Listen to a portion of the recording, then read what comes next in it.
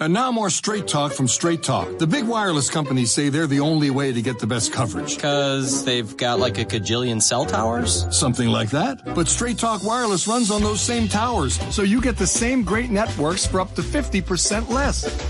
I wonder if they're counting that one in Kickapoo, Kansas. Oh boy. Switch today and get our unlimited plan for just $45 a month with 25 gigs at high speeds and no contract. Straight Talk Wireless, no contract, no compromise. Savings may vary. See straighttalk.com.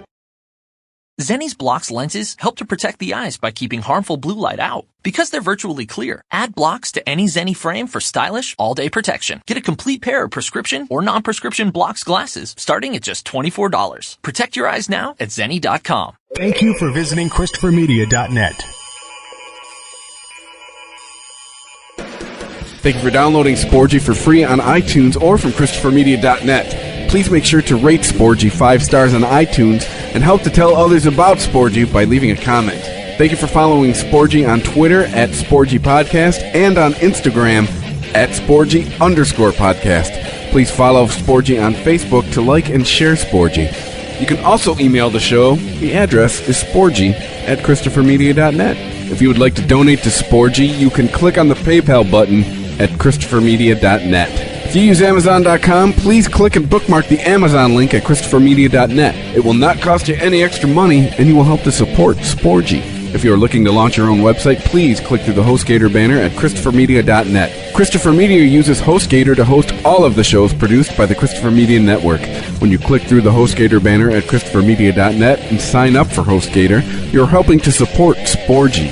We know that choosing the perfect gift for a man is a difficult task, but not anymore. TheBroBasket.com is here to help. We all know men are hard to shop for, but what do guys actually like? Their favorite alcohol, that's what. It could be craft beer, wine, whiskey, scotch, or tequila. TheBroBasket.com will put it in a gift basket full of their favorite gear and goodies. You can customize your own Bro Basket or choose from a variety of different Bro Baskets, like the Ultimate Import Sampler, the Jack and Coke gift set, or the Junior Executive gift basket. Boozeless, but still cool, Bro Baskets are also available. TheBroBasket.com gives you many shipping options to choose from, including rush delivery and Saturdays. 21 and over, please. State and local laws apply. Beer, wine, and liquor are not available for shipping in all states. You can help to support Christopher Media by clicking through the BroBasket.com banner at ChristopherMedia.net. Men used to be hard to shop for. TheBroBasket.com. Christopher Media. Let's make some noise. Welcome to Sporgy, the show that gives you half-ass sports fans giving their half-ass opinions. And now, here are your hosts. Show number 77. I'm Chris. I'm Rich. I'm the Iceman. Who is 77? Oh, shit. Paul Coffey. Right out. Take your pick, man. Mario Lemieux, Paul Coffey, Chris Chelios. I mean, Phil Esposito.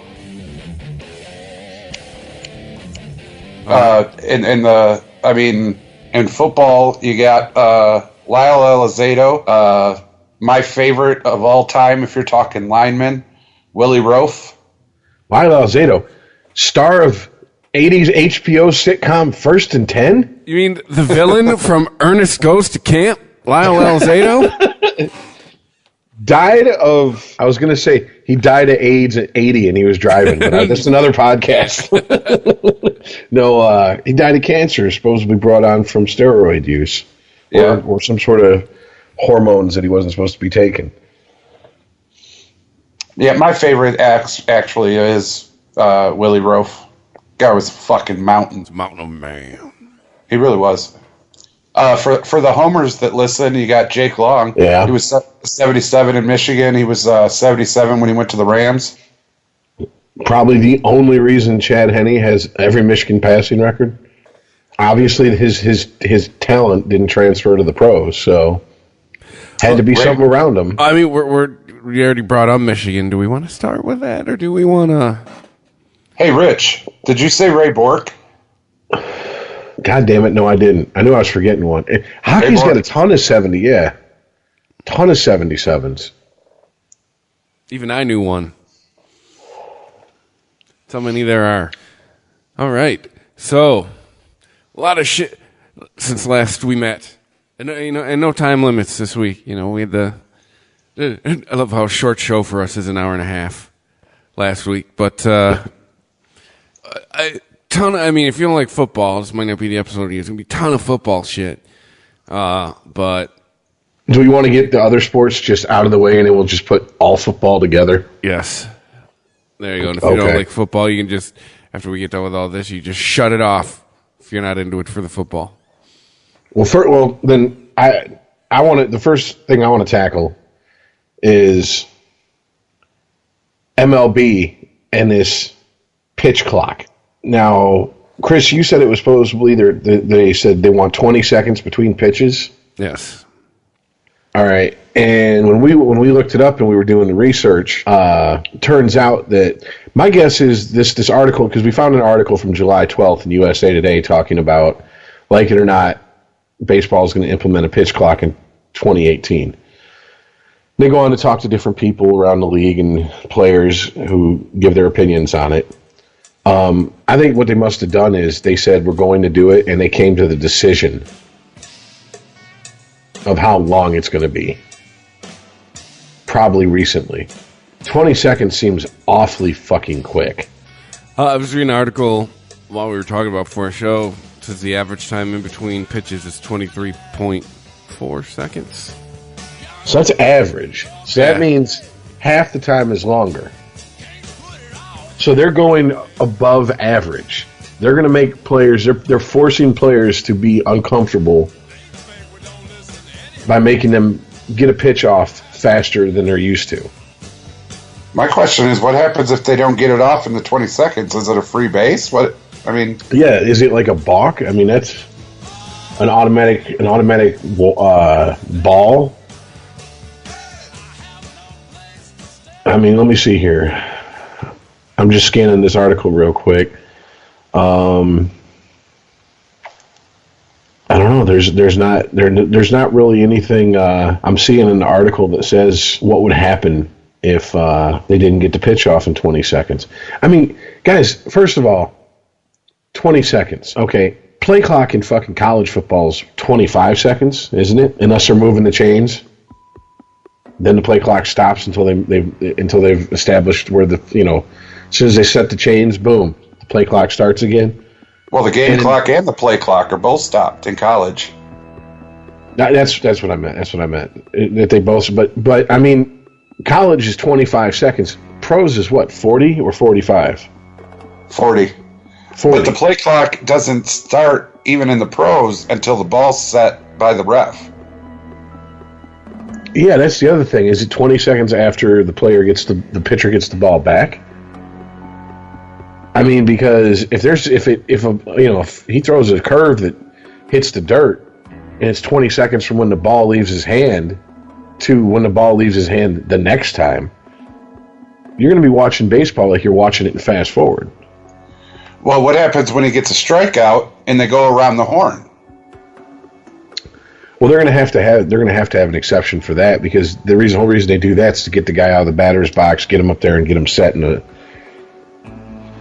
at bat. So, I mean, not out of the batter's, but the on deck circle, and get him set in the batter's box. It says pitchers must begin their motion within 20 seconds of the previous pitch. But also bear in mind that hitters also influence the time between pitches when they step out of the box, receive sign, and adjust their equipment, etc. So, I mean, how do you adjust for that shit, too? The only way you can is you have to start to introduce the delay a game and a penalty for it. And if that's the case, you're not watching baseball anymore. Yeah, you can't do that. I mean, what if you got like 2 or 3 seconds left on your pitch clock? You come set, you're about to ready to deliver, and then the batter steps out. Yeah, does he stepping out of the box, does that stop the pitch clock? Does it reset it? Right, and if it does, what, you got 3 seconds? When he gets back in to throw a ball? One of the things that made baseball one of the most the unique sport it is, and I've said this for years, is it doesn't have a clock. The games will take as long as the games take. And to me, to try to artificially shorten the game, whether it be with players on, already on base, the beginning of extra innings, pitch clocks, you're really starting to fuck with the core game. Like, we're not talking. Because let's not even think about the pitching. Okay.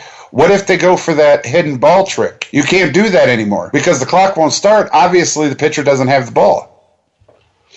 Well, that's right. I mean, so there goes that play.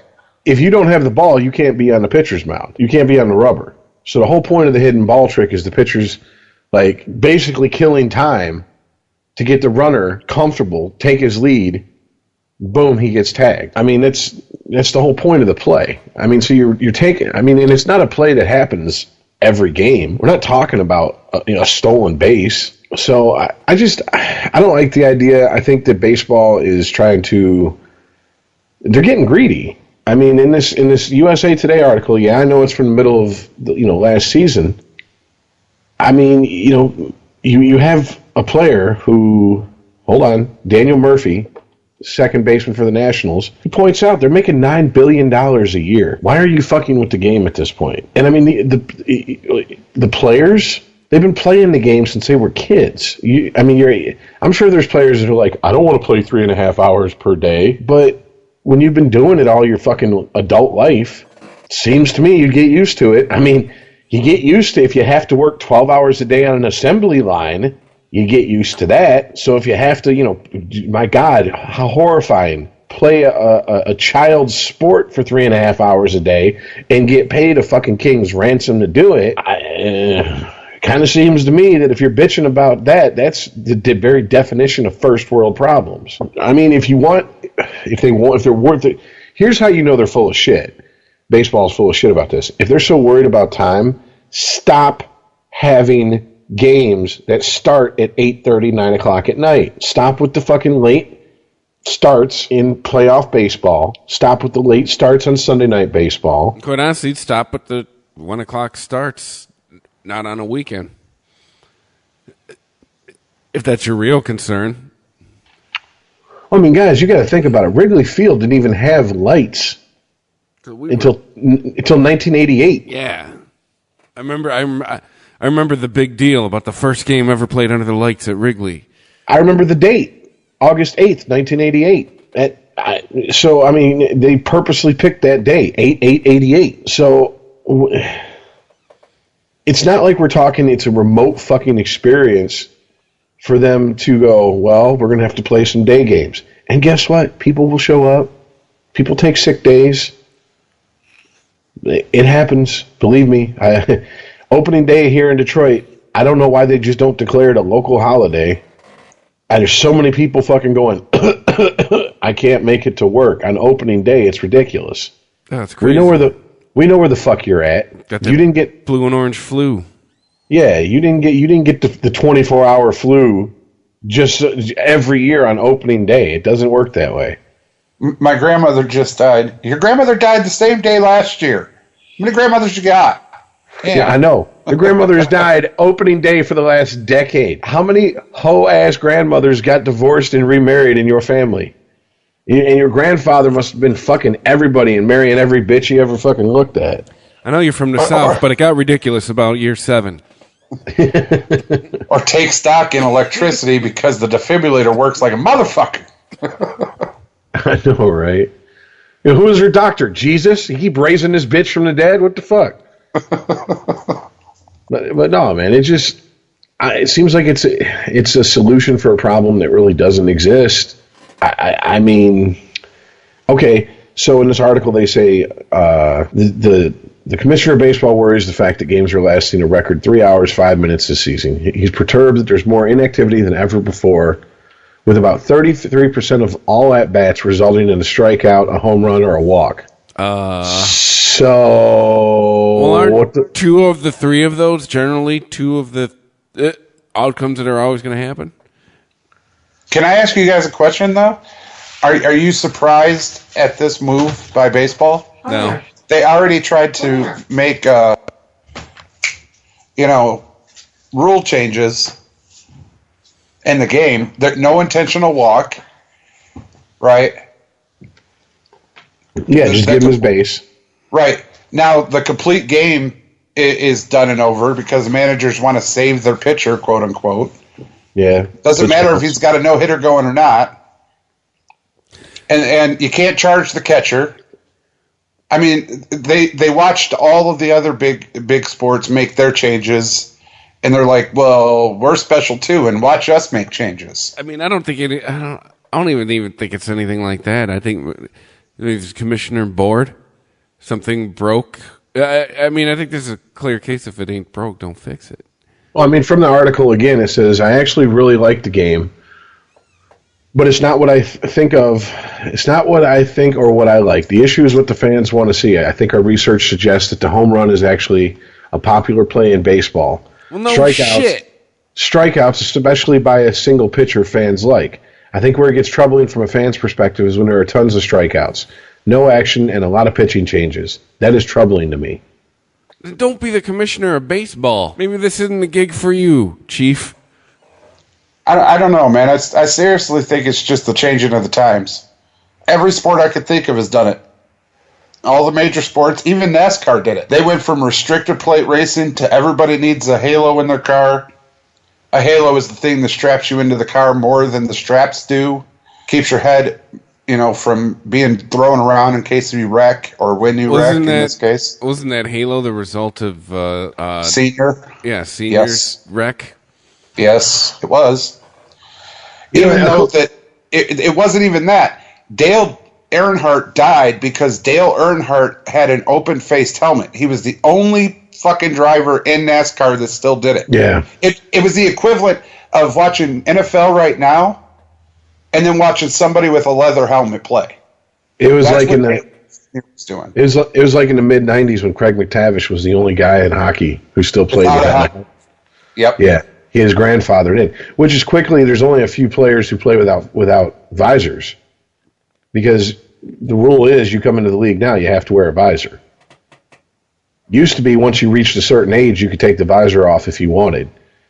Now, I think it's just a rule. Once you come into the league, you have to use a visor. I mean, we might actually see it in our lifetime where they have to wear full cage visors, like the ones that cover their entire face. Right. It all depends. First time a slap shot gets up under someone's visor and takes someone's eye out, it's over with. Well, that's what I was going to say. With the visor, I think it's actually worse because the stick has nowhere to go once it's up in your visor. Oh, yeah. And I mean, it doesn't. Ryan Miller, player for the Red Wings, when he was on the team, he wore a visor, and he almost lost an eye because he had a skate that he was on the ice during a scrum, and someone stepped on his face, and it split his face open from like his hairline to below his nose, and a diagonal right across his eye. If his eye wasn't recessed, he'd have lost that eye. And he had a visor on. I mean, shit happens. Your helmet gets pushed up.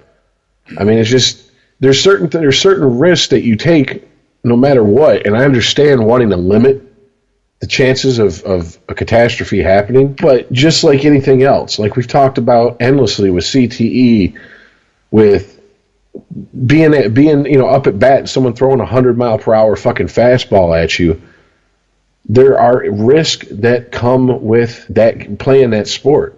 And no activity is risk-free. None. Right. None. And every one of them has been agreed to by the person playing the sport. Exactly. No one is forced at gunpoint. No one is forced by the crack of a whip to get out there and play. Everyone signs that contract of their own free will. Now, there's, once again, to refer back to the USA Today article, there's an interesting point that's brought up that by the author. It says that he seems to think that the metrics bunch, the bunch that put all their faith in metrics versus classic stats, is the reason for this, because he goes on to say, he says, 10 years ago we thought a strikeout was a horrible thing. Now the players strike out a lot, but if your OPS is high enough or your exit velocity and your launch angle is right, they don't care if you strike out at historically high levels. That's how come you can have Minnesota Twins all-star outfielder Miguel Sano strike out 120 times, while Los Angeles Dodgers third baseman Justin Turner can hit 377 without any fanfare. I mean, it's a valid point, dude. I mean, he's less than 30 points away from hitting 400. That hasn't happened since Ted Williams. Right. But this, I mean, it's the way the games are evolving. I don't like it. I don't like this play clock any more than I like, all the other changes in all the other sports. But it's going to come with the evolution of sports. Back in Nolan Ryan's day, you didn't have change in ball weight. You didn't have no intentional walk. You didn't have all this stupid shit. And that guy was just amazing. I could do this all day. Randy Johnson, all of these people, way back in Ty Cobb's era. I mean, it's going to evolve. It's going to happen. And people like you and I, Rich, who are, as we've said numerous times, we're old school, we're the old people. We're going to resist it because it sounds stupid. Yeah. I mean, it's and in here at the end of the article, it says the players are listening but cautious, not wanting dramatic change to the game they grew up loving as kids. I don't want to play 3.5-hour games every night, Colorado Rockies outfielder Charlie Blackmon says. But at the same time, I don't want someone with a stopwatch telling me to get in and out of the box. I think players can get used to anything to a certain extent, but I just don't know if this makes sense. I guess we'll all find out real soon. No, that doesn't make any sense. It really doesn't. I mean, do you guys remember Max Scherzer last season? One of the batters he faced, I don't remember the batter, but he took forever to get back into the box between pitches. So the next time he faced that batter, as soon as that batter stepped in, as soon as he got in the box, Max delivered a pitch. He didn't even have his bat up. No, that's the gamesmanship. That's the mind games between pitchers and batters. Right, but that's going to be taken out now. That's exactly what I was going to say. I mean, you're taking an element out of the game that this is how come during playoff baseball they have such tight camera angles on the pitchers' faces and the batters' faces while they're staring each other down between pitches. Because it's showing you the mind. Obviously you can't crawl inside someone's head, but it's showing you the mind games going on between those two people. Right, and just like when they took the intentional walkout, that's 4 pitches that pitcher doesn't have to throw now. I think what's going to end up happening is if it's 20 seconds, you're going to end up seeing a lot more walks. You're going to see pitchers who are going to get a bad call from the ump, and instead of getting pissed off for 5-10 seconds, and then going, all right, well, fuck it. And then calming down, getting to the rubber, collecting themselves, throwing a pitch, they know they're on the clock. Let's go. They're not going to have time to think between pitches. And one thing we haven't even mentioned yet is, what are they going to do about players going to the mound? Are they just going to take that out of the game? I mean, okay, or you can. There's a limit to how many times during an inning. So you can't really. I mean, that's when you see when you see every fucking infielder on the mound, that they're talking strategy. They're talking what they're going to do. Okay, I'm going to pitch it. I'm going to try to get him to hit a ground ball. Blah blah blah blah blah, etc. etc. That's what they're doing. They're not out there fucking going, so hey, did you catch Game of Thrones last night? Yeah, hey man. By the way, want to trade some Magic the Gathering cards when the game's over? Hey, yeah, I got Pokemon cards. What do you got? See that blonde 3 rows in? Now, don't get me wrong. I'm sure that happens. During the regular season or during whatever. I'm sure catchers come out to a pitcher who's just lost his control and been like, "Hey, so you see that blonde sitting behind me? Oh boy." And he's like, what the fuck does that got to do with anything? I don't know. I'm just trying to get your mind off of throwing fucking balls. Yeah. All over the place. Can you get it over the plate? Stop Thank you. walking batters. Yes, exactly. Yeah. What about this, though? Every time the infielder or the catcher goes to the mound, it's timeout. I mean, right now, that's what it is. They call it timeout. So what if they come out with, you can only have so many timeouts in a game? That would suck. Because if there's a pitch hitter, that gets thrown in the mix, you want to go out there and talk to your pitcher for a second. You can't. You used all your timeouts.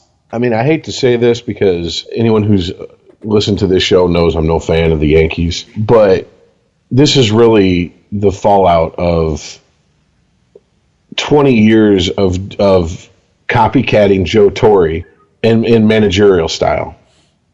It really is, because Joe Torre was infamous for sending his fucking pitching coach out. Okay, first here comes Posada, whoever. He talks to the pitcher, then the pitching coach comes out. So there's another stop. And then Joe Torre comes out, brings out a new pitcher. He faces one batter. Then they, to buy time for the bullpen for the other pitcher to warm up, they send the catcher out, and then et cetera, et cetera. He's even fucking made pitching changes in the middle of a pitch count, in the middle of an at bat. I mean, so it seems to me that they're trying to keep away from that type of managing. And if that's the case, then you got to put that on the managers. You got to give your players still the best opportunity to present their best game.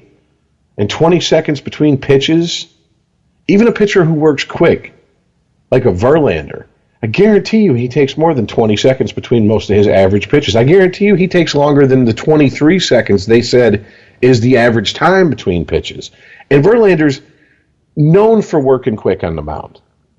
Well, not just that. What I was going to say Verlander, but for a different reason. Verlander's a bit older. So if he needs a little bit extra time to rest his shoulder between pitches, he's going to take it. Whether he calls the catcher up or the first baseman, or, if he just stays off the mound for a second and stretches his arm. Especially you get into the 7th, 8th, 6th, 7th, and 8th inning. He's going to get a little sore and tired. A little fatigued. It's going to take more than 20 seconds to get back up there. But now he has to rock and fire every 20 seconds. No. That's not going to work. Not unless, your pitching staff is under 28. I don't know, man. To me, it seems like you're trying to force a square peg into a round hole when that peg doesn't need to go through that whole period. I don't see a problem with your average game taking 3 hours. If your average night game starts at 7:05 and it's over at 10:10, I don't see how that's a problem. I mean, I'll tell you what would piss me off. Go to a fucking game and it's over in an hour.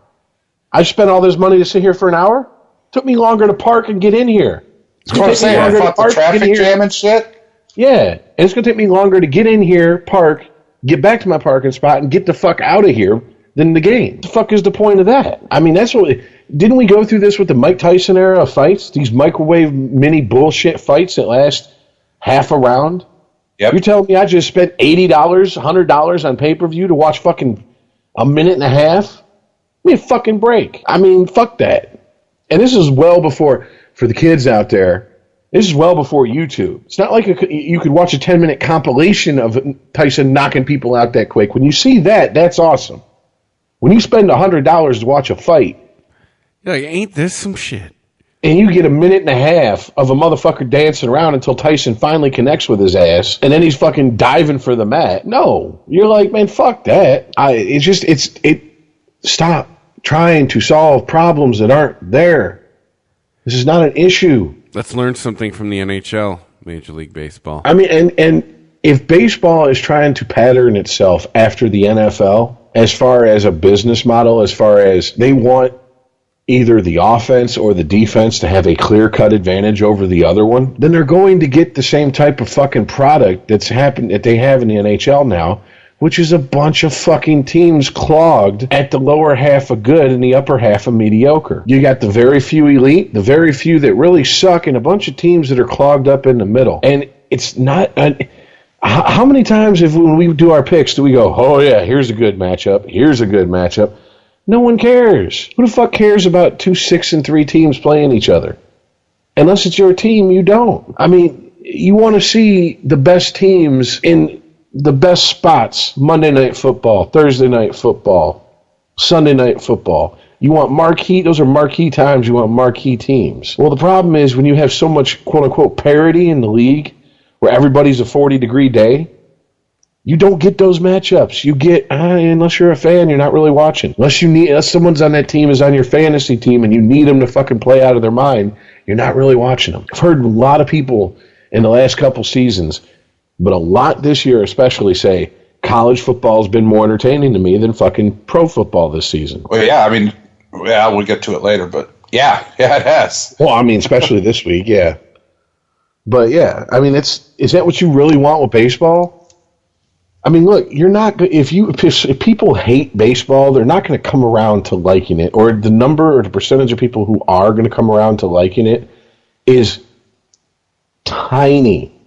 And let me tell you something. As a fan of a team that did shit for almost 20 years and then got good, the fans that came around to liking baseball once the Tigers started doing well are the type of fans that, yeah, they bought tickets, but they sat in the stands taking selfies all fucking game, doing their hair and their makeup, sitting behind, spending all the money to sit behind home plate, get on their phone, call their buddy, and start waving at him. Can you see me?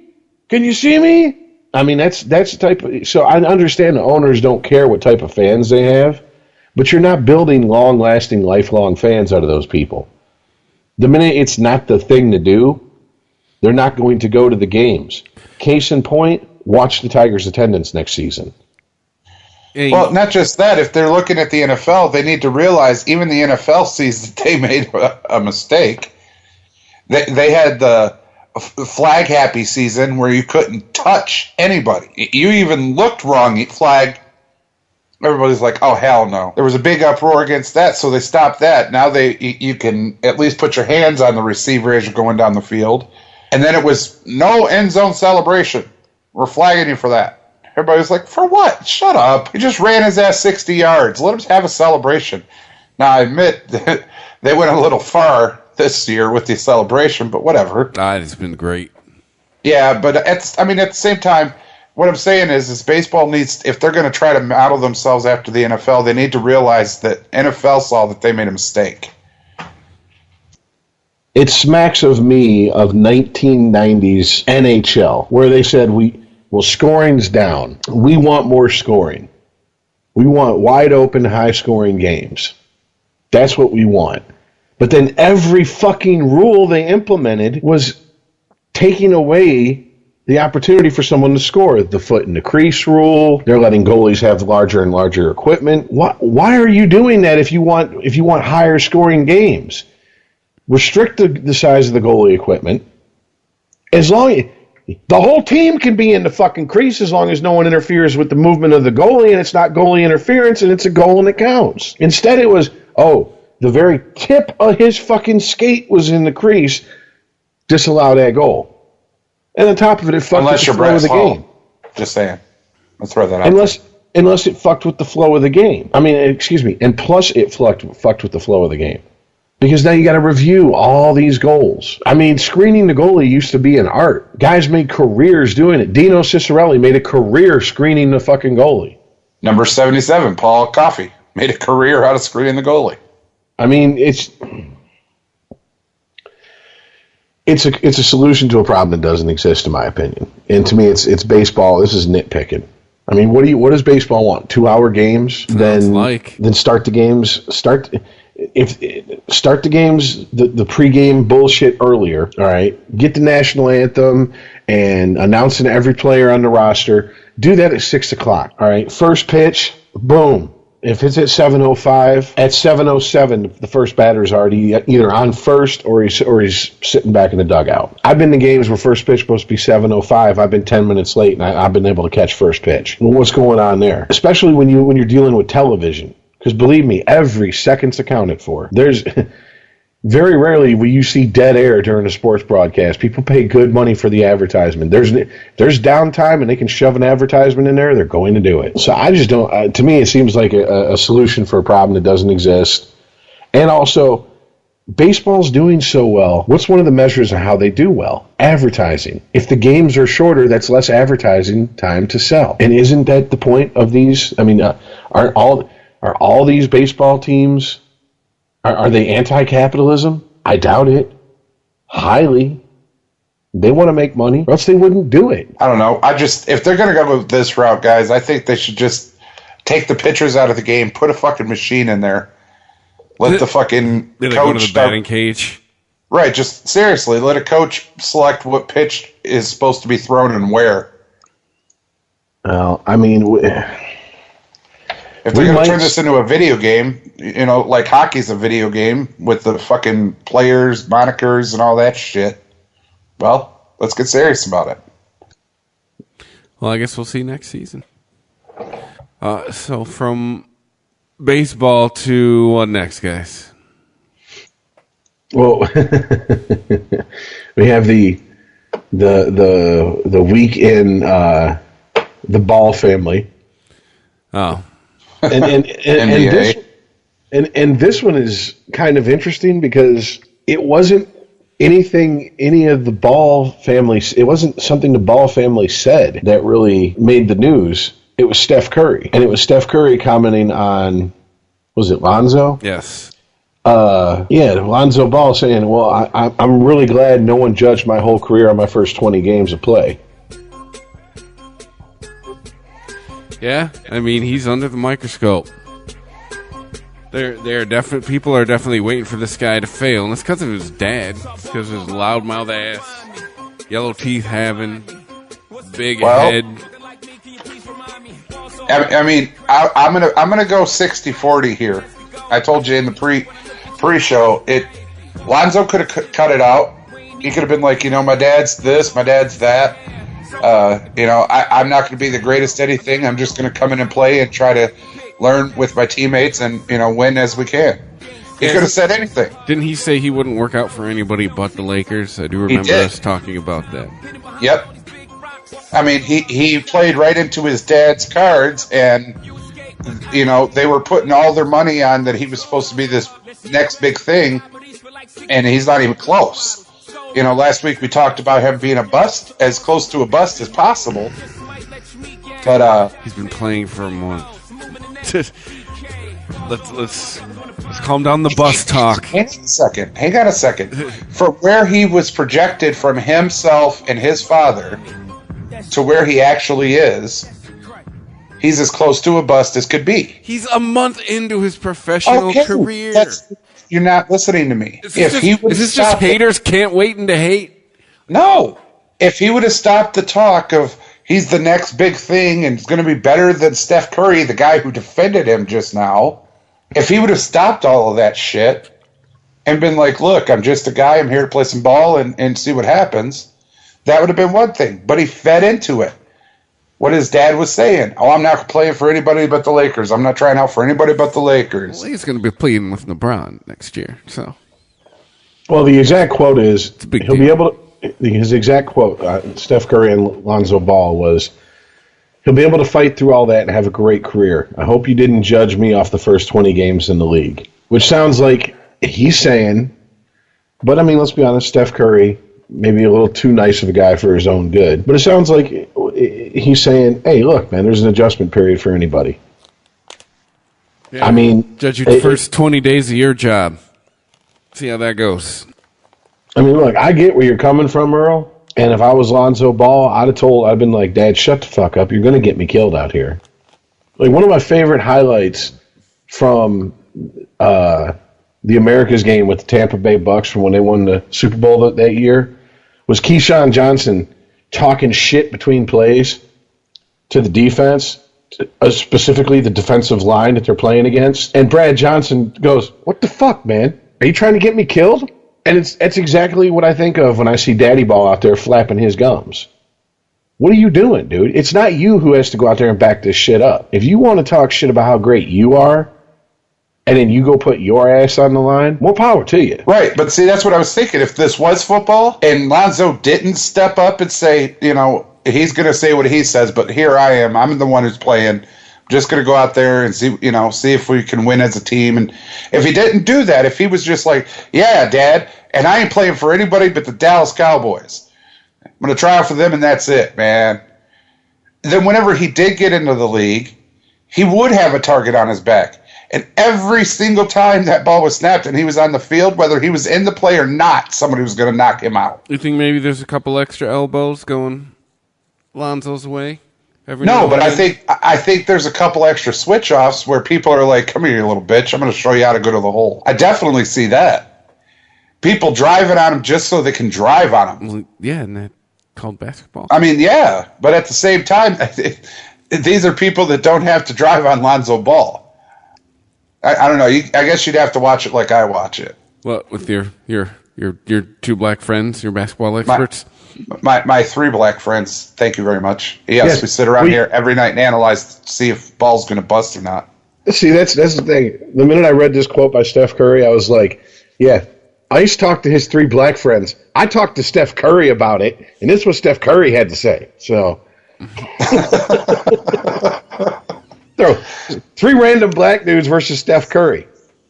I'm going to take my three random black dudes over Steph Curry. Oh, yeah, you really want to play big bank, take little bank on that? All right. All right, thanks, Ice Cube. Yeah, no Vaseline right up in your ass, all right? Fuck you. Come with that weak titty shit. No, man, I get it. But like I said, he put himself in the position he's in, for me included, everybody to dog on him the way we are. Because he was supposed to come out and just be, I mean, if nothing else, the next LeBron James. Just come out and just start whipping people's asses, taking them to the hole, making shot after shot, stopping everybody. He ain't done shit. I just think it's interesting that a player of Steph Curry's caliber is coming out. And, I mean, I don't know the context of the quote. I'm sure he was asked about it. You know, I'm pretty sure Steph Curry doesn't walk around giving interviews worrying about what is going on with Lonzo Ball. You know. So I'm sure that he was prompted, and that was – and, I mean, we've talked about it on the show before. Steph Curry seems like way too nice of a guy to even be an athlete. You know, he's not that assassin out there on the court, and he's not Charles Barkley on the court. He's a silent assassin. Well, you know what I mean. No, he's not fucking like even like Jordan. Jordan got a pass because he was Jordan, but Jordan was talking shit constantly on the court. From the shot and his shrug afterwards with the goofy just pump the neighbor's cat look on his face. Like, I don't know, I'm just so great. That's just what I do. You know. If I was Jordan, I'd have been like, hey, look down. Yeah, that's me on your shoes, bitch. Hey, he did that too. It's slowly starting to come out because we're now getting farther and farther away from the last time Jordan played, and he was good because he continued to play after he wasn't. So the stories are starting to come out now. You know, the shit talking and this and that. Because we build him up so much during his career, it's kind of hard to keep, you know, building upon his legend. So now the real story has to come out.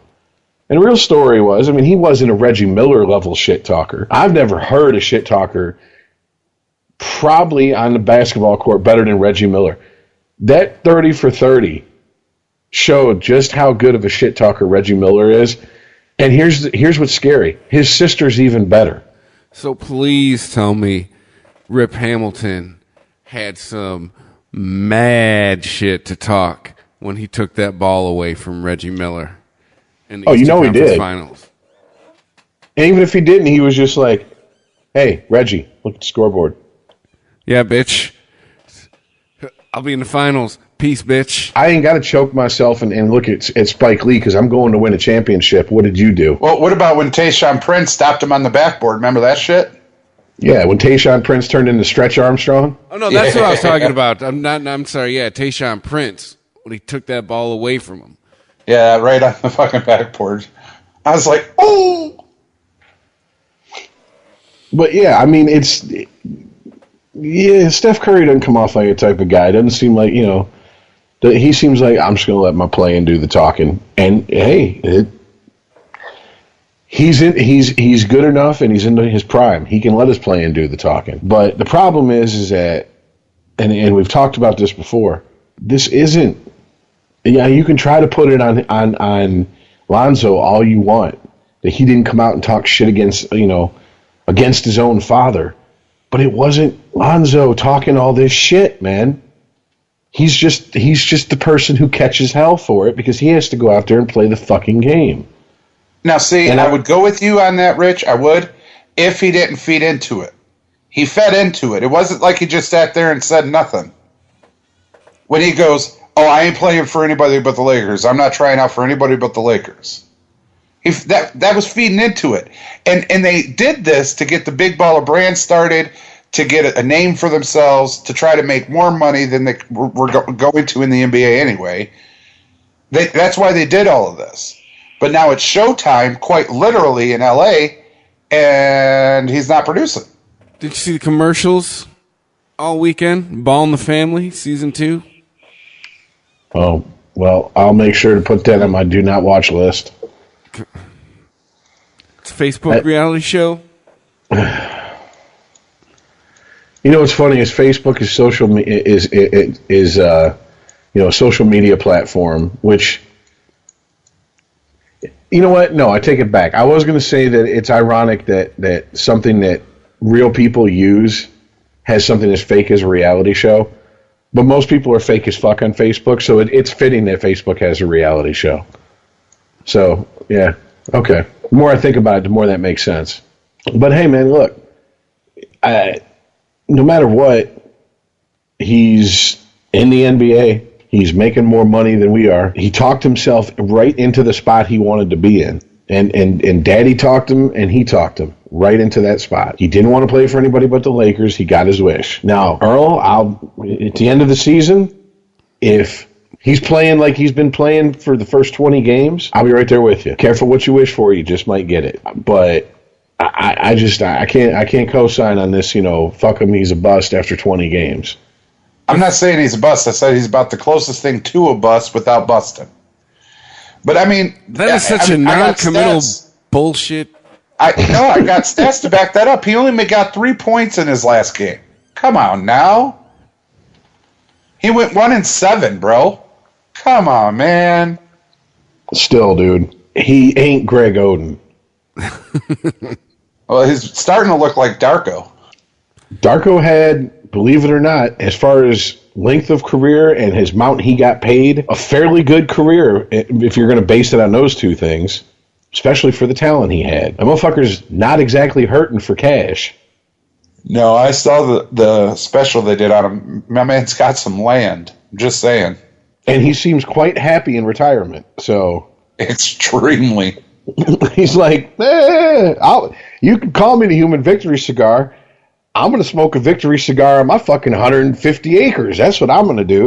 Whatever the fuck I want to do is whatever I do out here. So, I mean, here's really the thing. And this is something that I don't know if anyone really in the national scene has really covered it. A guy like Lonzo Ball, do you think he even wants the success as much as he wants the money and the fame? No.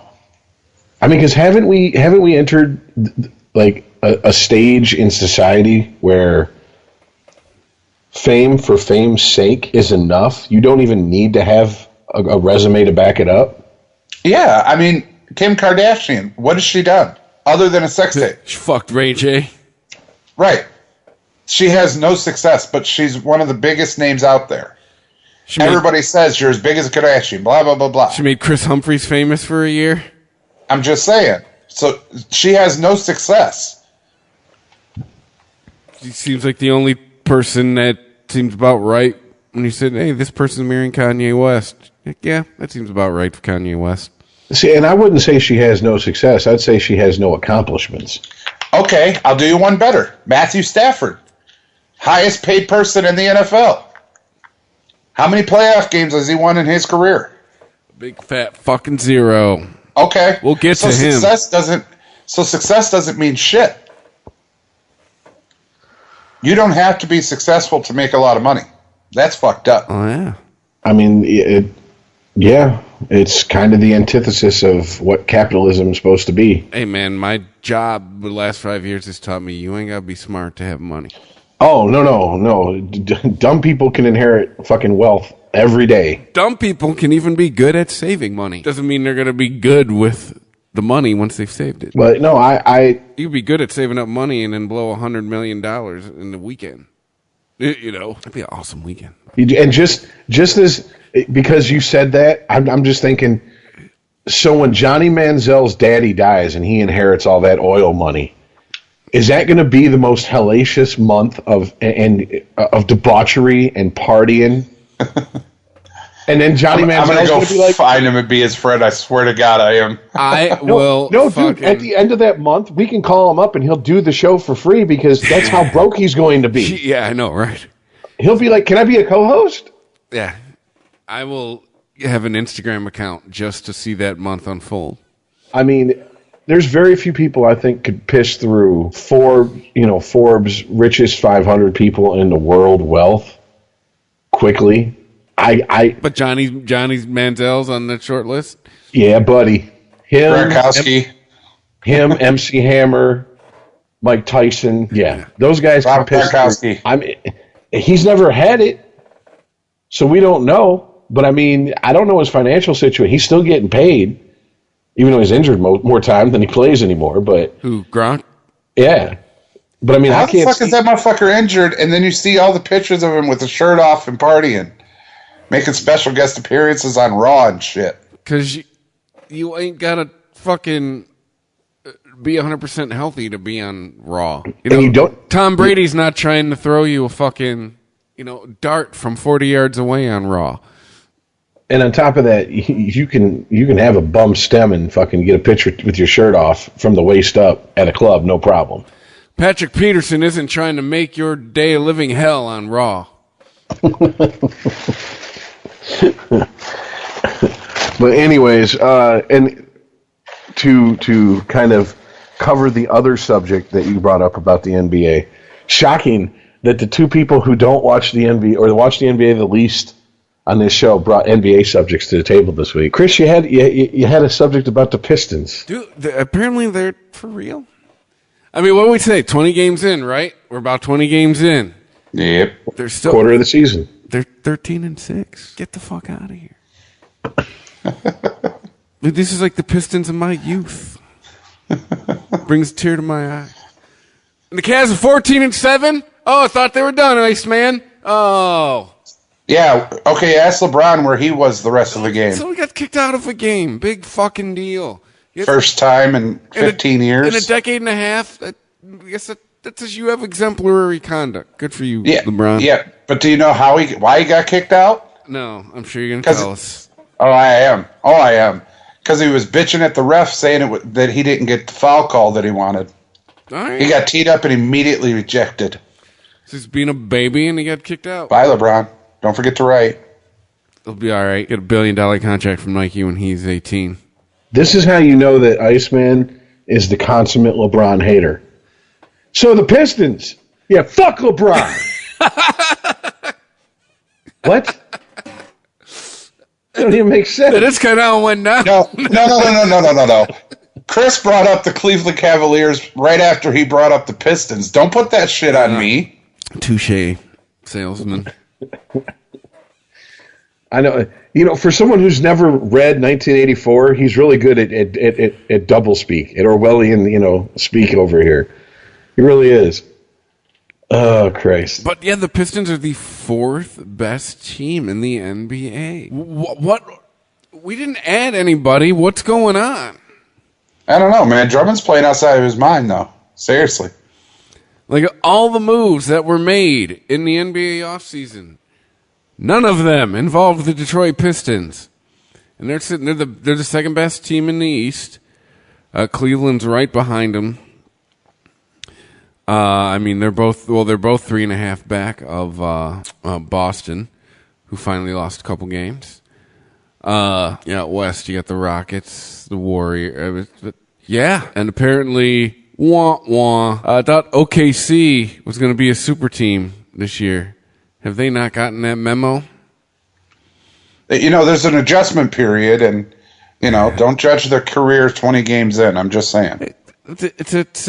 As far as teams go, you're quarter way into the season. You're starting to see who you're going to be. Just saying, OKC's got some work to do. But I mean, you think you guys? I mean, either you think the Pistons are going to hold this up, or no, man, they're from Detroit. Come on now. I mean, are we going to be sitting here in the beginning of January with them still with the 684 winning percentage?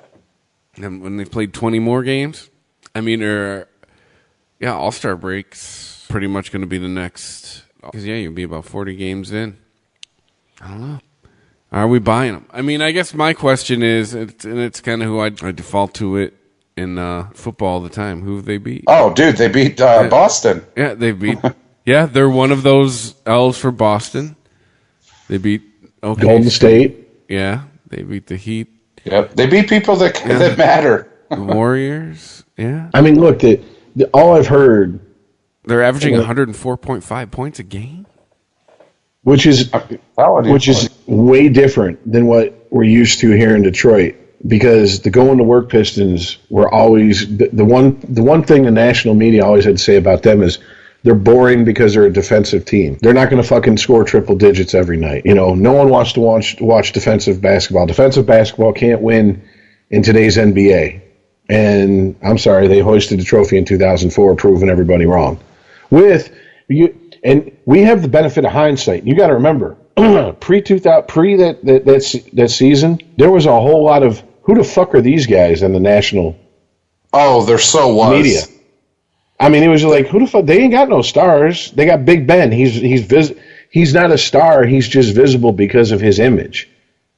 Right. They traded for Rip, and then they got Chauncey Billups, who, I mean, nobody heard of Tayshaun Prince. There wasn't a big star among them. And then they got Rashid, and they're like, oh, that's going to make them worse. Yeah, exactly. Yeah. They were like, okay, well, now they have a name, but too bad he sucks. That's exactly what was said constantly once they traded for Sheed. I remember that chatter, that he was a troublemaker. Yep. All that shit. But I mean, so I mean, you know, what, and I'm kind of arguing, sounds like I'm arguing against my point here. But, you know, all I've heard from the national media this year so far when it comes to the Eastern Conference and the NBA is it's the Cavs and everybody else. It's the Cavs, the Cavs, the Celtics, and everybody else. So they've been saying, oh, it's wide open. Now, I don't remember anybody predicting the Pistons to be where they're at this point of the season. They said they might be an 8th seed. First-round fodder for somebody. I believe my words that they were going to be a nice warm bowl of nothing. And here they are. They're sitting on top of the Central Division. So the Cavs. But still, I mean, the fact that they're even in the goddamn conversation is amazing. Oh, I called it. I knew it the whole time. You know, Detroit Pistons. My boys. Yeah, whatever. That's not going to fly. I can't prove that. 14-2. Oh, don't even get me there. Don't even get me there. All right. So, I guess, yeah. That's really all we got for basketball. Do we want anything in hockey we want to hit up real quick? The only thing in hockey that I think is funny that's going on is that all the bitching and complaining about, you know, the dirty play last season, especially in the playoffs, and all the liberties taken with star players. And it seems like I mean, it's nothing compared to like the 87, 88 season, you know, of Jesus Christ, every team had a fucking heavyweight enforcer on it. But I mean, you got kind of like a mini rise of the enforcer going on. I mean, Jesus Christ, even the Red Wings have an enforcer now. I mean, and they haven't had a legit enforcer since what? The year started with a 1? Yeah. I mean... Oh, yeah. McCarty. So, I mean, and McCarty was a middleweight at best. I mean, the last time they had an actual heavyweight enforcer was Joey Kosar. Oh, for sure. You know... Didn't they have Stu Grimson after him, though? No. They had Stu Grimson before him. Oh, okay. Basically, hockey nerd shit for a second here. Basically, when Probert finally got busted one too many times for the organization, he went to Chicago. Chicago released Grimson in favor of Probert, and Detroit signed Grimson. So they traded players. And to be honest with you, they never won with Grimson. And Grimson had a whole season go by where he had 1 point. Probert never, I mean, he never was his all-star season self again, but he was a solid player. He could play for an enforcer. So Griffin was just a pure enforcer. That's what he was there for. Go out and fight. That's all you're here for. We don't expect nothing else of you.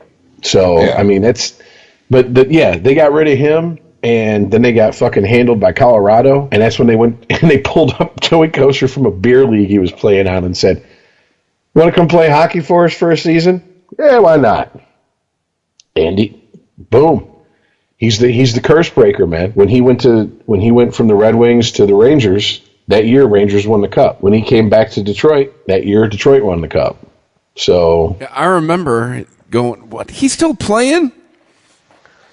Yeah, the last time I'd seen him before the Wings called him up, or not called him up, but signed him off the beer league he was playing with, was he was playing with Vancouver, and he was a healthy scratch most nights. And I mean, this is when Vancouver still had them horrendous black, yellow, and orange jerseys. The shit jerseys?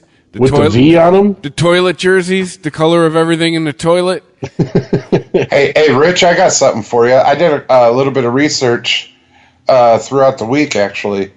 I was watching a St. Louis game. I think they were playing Philadelphia, I believe. And the score was, like, ridiculous. And they switched goals, and it didn't get any better.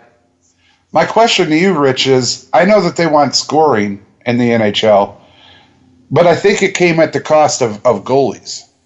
Because when I was doing the research, I haven't found a goalie that can hold a shutout. You know, we went, I think we did, we talked about them before, you know, Belfour, Brodeur, Felix Potvin, Grant Fuhrer. I mean, the goalies of old that could stand there and be a wall for you, Hasek, all of them, Javi Bulin, there's names that you just immediately can remember as being just steadfast goalies. And I can't find one in today's NHL that's a steadfast goalie. I mean, I'm with you, honestly. I think goalies have they're not the rock star. They're definitely not the rock stars they were during the 80s and 90s. I mean, that's just all there is to that. I mean, this is what the NHL wanted, but once again, it's at the cost of something. It's not a balance. It's not because you have Gretzky level talent out there beating some of the best goalies to ever fucking play the game, which is what Gretzky was doing. Well, yeah, but even back then, I mean, I can go to different teams and name forwards and centers from many different teams that were great fucking players. You know what I mean? But right now, all I can do is sit here and go, well, you got McDavid and Austin and your favorite Crosby and, well... About Ovechkin. Yeah, Alexander Ovechkin. So what, I got 4? Yeah, but I mean, if you're looking at like points leaders, you have a lot of the usual suspects: Steven Stamkos, Phil Kessel, Connor McDavid, Tavares. I mean, Ovechkin has 18 goals. Ovechkin just continues to do what Ovechkin does, which is put the fucking puck in the net. I mean, the game is different, and that's the way they want it. I mean, right now, okay. Best goals against average, it's Columbus Blue Jackets goalie, Sergei Bobrovsky, who, like, seriously, and he also has the highest save percentage with a 9.35. His goals against average is 1.92. I mean, now you go down the list, you got Corey Crawford, Jonathan Quick, Pekka, save percentage, Luongo, Rinne again, Jonathan Quick again, Corey Crawford. I mean, but none of these goalies none of them are Patrick Waugh. None of them are Brodeur. I mean, I don't think this is going to be remembered as a time of great goaltending. They've tilted the ice towards the offensive players, and that's been on purpose. No, I totally respect that and understand that. But what I'm telling you is, even tilting it towards the scorers, you can't, off the tip of your dome, name a forward or 2 forwards off many different teams like you used to be able to. And it's not because you're not a fan. You're the biggest fan I know. It's just they're not there. Okay, well, case in point, to back up your point, All right, 20 years ago, the NHL season 20 years ago. Here's your top scorers. Jágr, Forsberg, Pavel Bure, Gretzky, Leclerc, Ziggy Palffy, Ron Francis, Timo Solani, Jason Allison, Joseph Stumple. Those last two are about the only two that, to me, even a casual fan, only a casual fan should go. Who? You should know who every other player, maybe Ziggy Palffy, not so much. Ron Francis, maybe not so much. Oh, you gotta know Ron Francis. Well, I'm just saying, even a casual fan. You don't know who Jágr, Forsberg, Bure, Gretzky, Leclerc, Solani. You don't know who these players are? Yeah, you got an issue. Now you look at goaltending. You ready for this? Here's the leaders 20 years ago. Brodeur, Belfour, Hasek, Barrasso, Hextall, Kolzig, Osgood, McLennan, Hackett, Byron Dafoe. I know every one of them. Under save percentage, Hasek, Barrasso, Trevor Kidd. Maybe you get a from a casual fan. Kolzig, Brodeur, Hackett, Waugh, Belfour, Byron Dafoe, and Chris Osgood. I mean, dude, we're talking Hall of Famer. Kolzig and Kidd, no. Brodeur, Hall of Famer. Waugh, Hall of Famer. Belfour, Hall of Famer. Osgood, you can make a very strong argument, should be in the Hall of Fame, but he isn't. Should be. Well, everybody's going to say it was his defense in front of the defense in front of him is what gave him the ability to put up the numbers he put up. The problem is that kind of falls apart when you look at the fact that he went to the fucking Islanders and took them to the playoffs. Well, and not just that, Vernon had the same protection and everything in front of him. Yeah, but Vernon won a cup with the Flames in 89-90. That's true. I think it was 89-90. 5 over. Yeah, I know, right? I don't see this as a great time for goalies. And I mean, you say forwards, it's the NBA mentality, man. And you got an NBA man who's been running the league for 25 years, so of course it's an NBA mentality. They want every team to have a superstar. Right, but that's what I'm telling you. When you said 20 years ago and you read all those names, most of them people were on different teams. And you didn't even have to look at the list. You could have named them. And even with the list, I can name the people that played with them. That's the shit I'm talking about, Rich. You say Peter Forsberg, I say Joe Sakic. You say Teemu Solani, I say Paul Kariya. You see what I'm saying? It goes back to the same discussion we've had a million times, though. It's just poor marketing on the NHL's part, man. They put all their eggs in the Sid the Kid basket.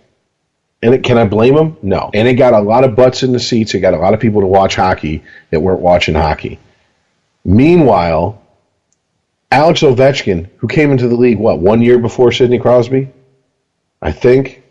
Now you're asking me to knock the dust off of some shit I ain't used in a while. So I think it came in a year before Crosby. Half-ass sports fan, it's okay.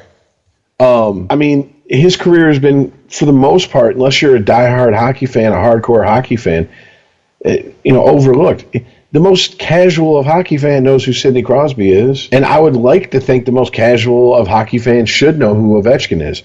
I just don't think it's the truth. And I mean, you got to think about this. A team like Chicago, now granted, Chicago's run looks to be pretty much over. Their window to be a legit Stanley Cup contender season in, season out looks to be coming, closing real fast. But I mean, they had Kane. They had Taves. Yeah, I mean, they had Patrick Kane, huh? I mean, they had a good young core. The NHL's rules that they put in place after the 2004-2005 lockout is what makes it so teams can't hold on to their star players anymore. So they're forcing parity. Well, if there's anything we've learned is that when you force parity to the point where everybody's a fucking 40-degree day, you get dips in your fucking viewership. NFL, I'm looking right at you for the last 2 seasons. I mean, all other bullshit aside, you're not putting that exciting of a product out there. You're just not. It's football, and we'll take it because it's football, but it's way too fucking watered down, way too watered down.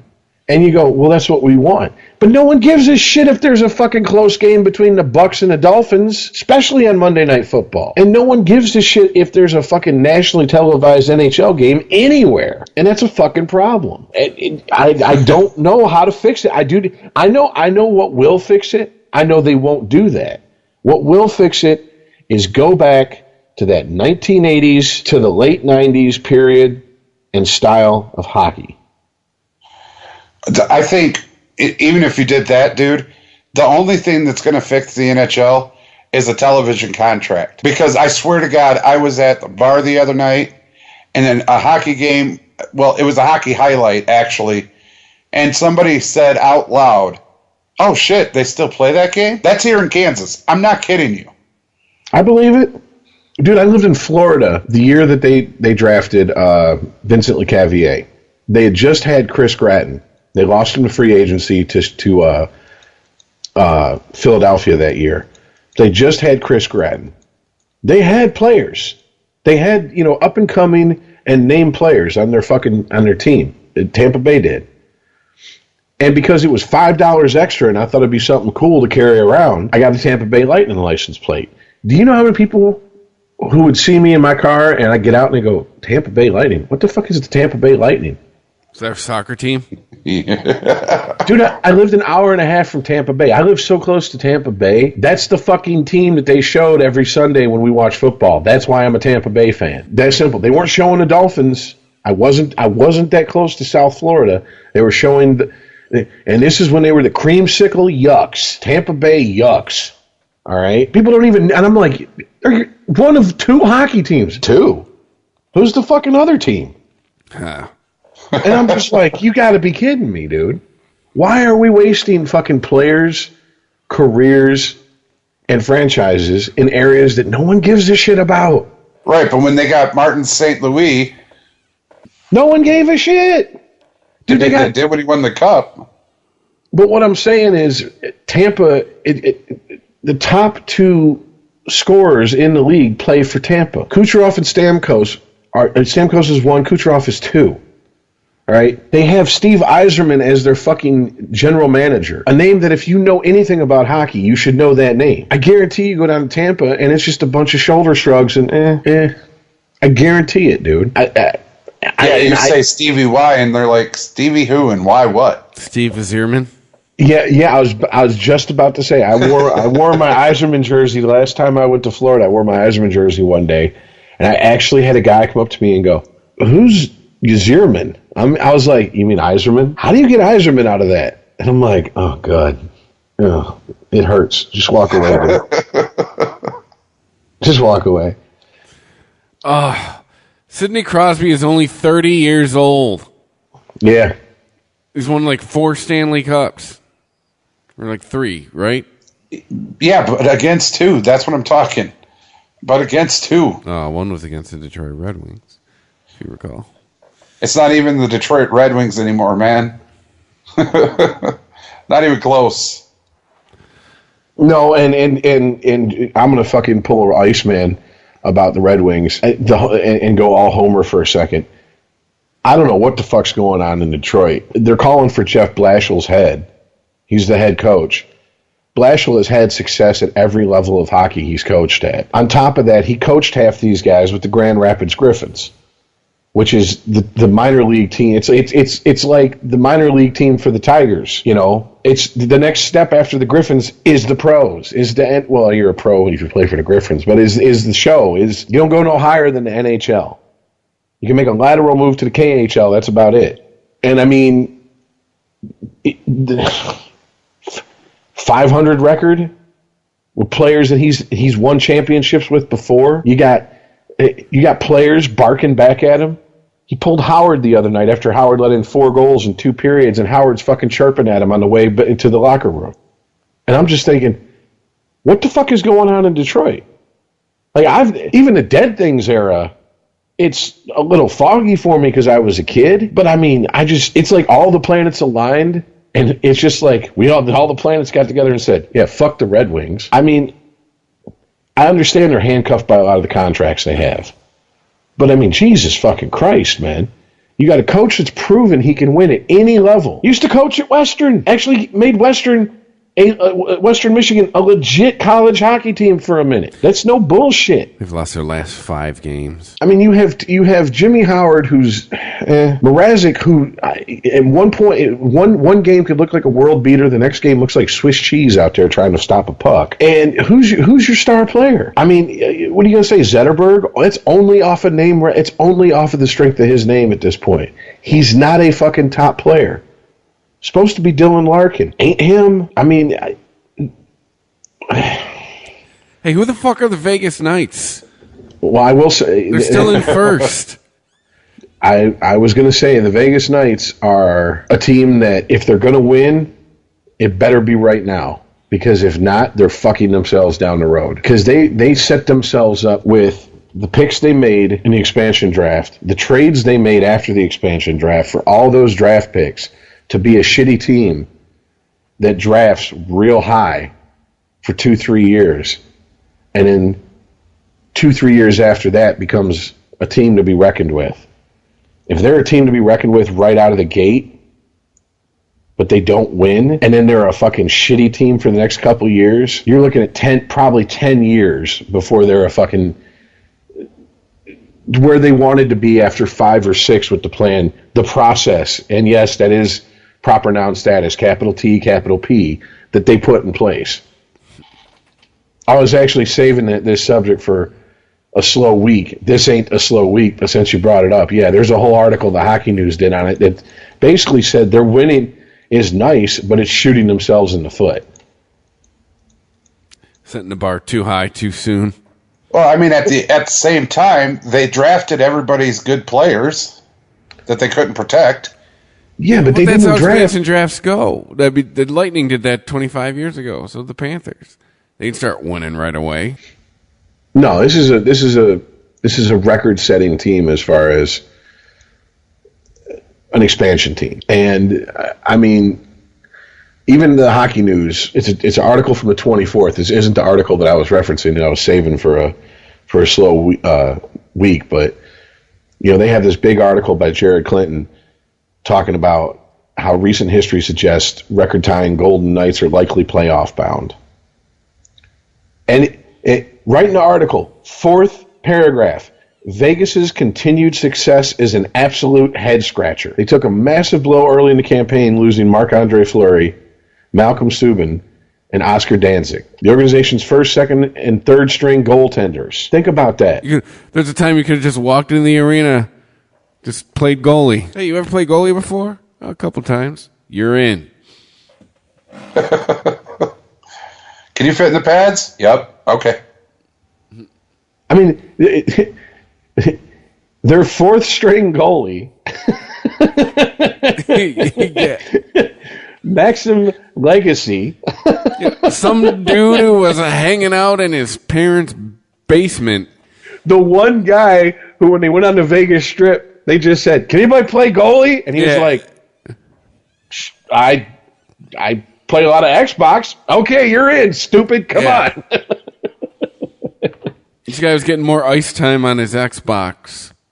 I mean... My character that I built really can play, I'm telling you. Let me tell you something. It's got a killer glove hand. I mean, he's got a .918 save percentage on his first 4 of 5 starts. If you take away the one game that he got fucking lit up, which was an 8-2 fucking loss to the Oilers.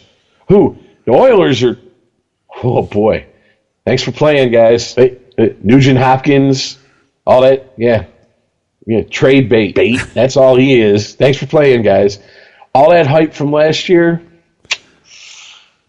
Good times. They're only 3 games worse than the Red Wings.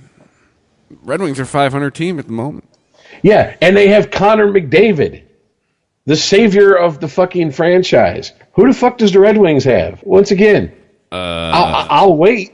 Go ahead. There's nothing there. Audio from the Red Wings bench. It's the audio from the fucking opening puck drop of last night's game is what that is. Rich, wasn't there a goalie named Legacy? Yeah, Manny Legacy. Yeah. But no, man. I mean, it's Vegas is. You better win now, and you better hope you become a destination fucking place for free agents. Because they were putting all their eggs in that we're going to build through the draft basket, and that's just unless they absolutely tank from here on out, which this team seems incapable of. They're not going to build through the draft next season. I mean, I know that they have some draft picks that are beyond next year's draft, but I mean, they were really counting on having just your average expansion, even just an average expansion team season.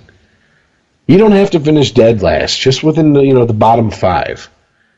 Even with the draft lottery, they were like, "Hey, man, we can do it. We can do it. Give us 3-4 years, and we can build a team of core guys to where we'll be a team to fuck with in like 5-6 years after our first season."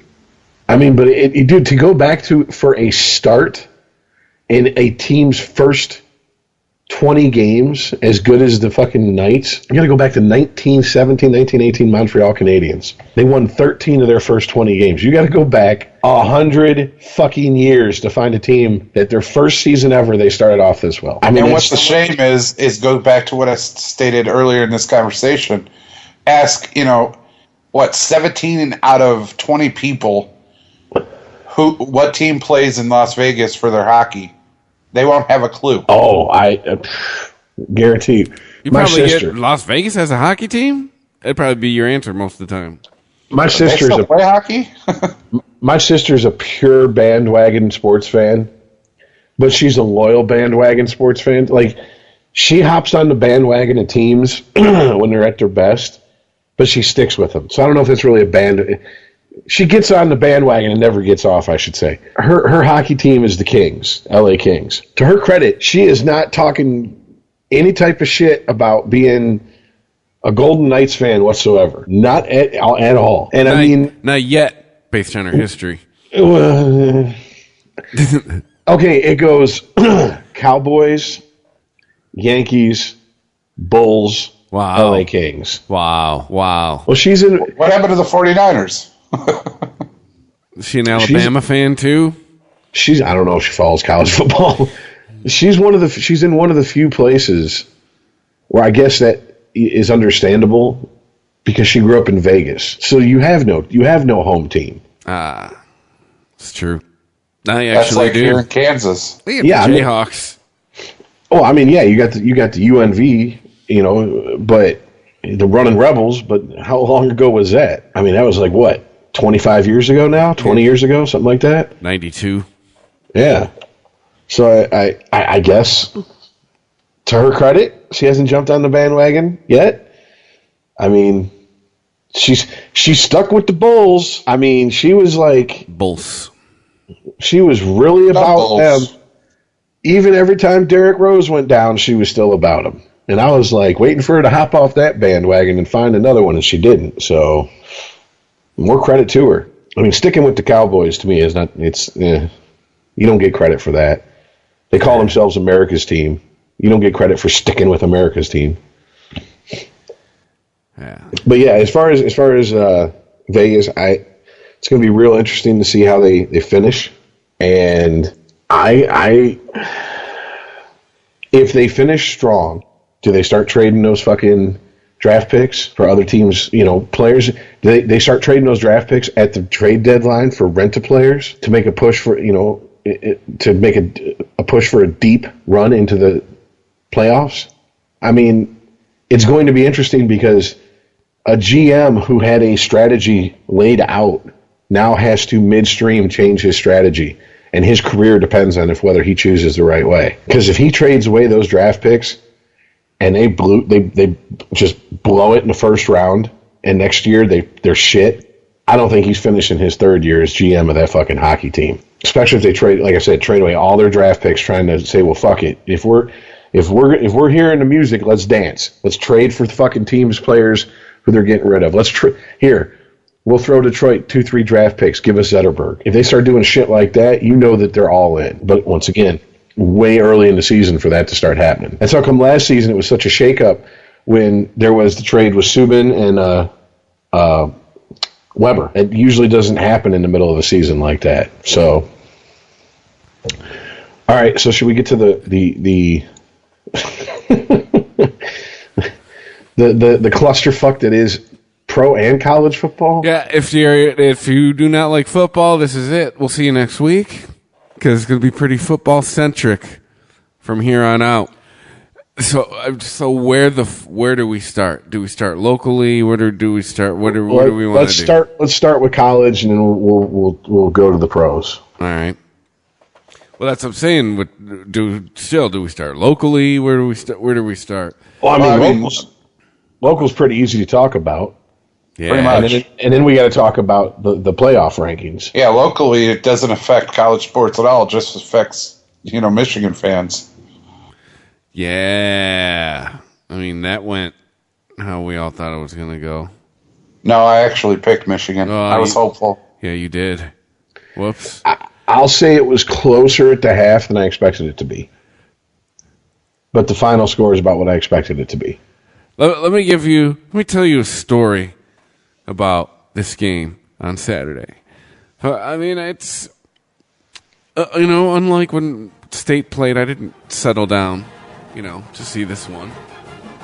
I've just kept up with the updates on my phone, and, I saw, oh, hey, there's 2.5 minutes left. It's 24-20, Ohio State. Michigan has the ball. Let's turn this bitch on. And I turn it on just in time to see fucking O'Korn throw an interception. Right to nothing but white jerseys. Who the fuck was that guy throwing to? And then after that, it was on. And, yeah. Serves me right for getting excited about a Michigan game. But so what Chris is trying to say is he's that guy. He's the bad luck guy. Yeah, I turned it on. It's my fault. This after I see stories over the Thanksgiving holiday, actual legitimate stories from the sporting news talking about there's rumors of a lifetime contract being negotiated in Ann Arbor for Jimmy Christ.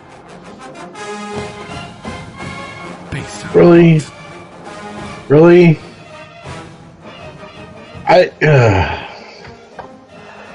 I wish I could perform at my job and be as highly paid and regarded by everybody as bad as he's performed. Let's put it that way.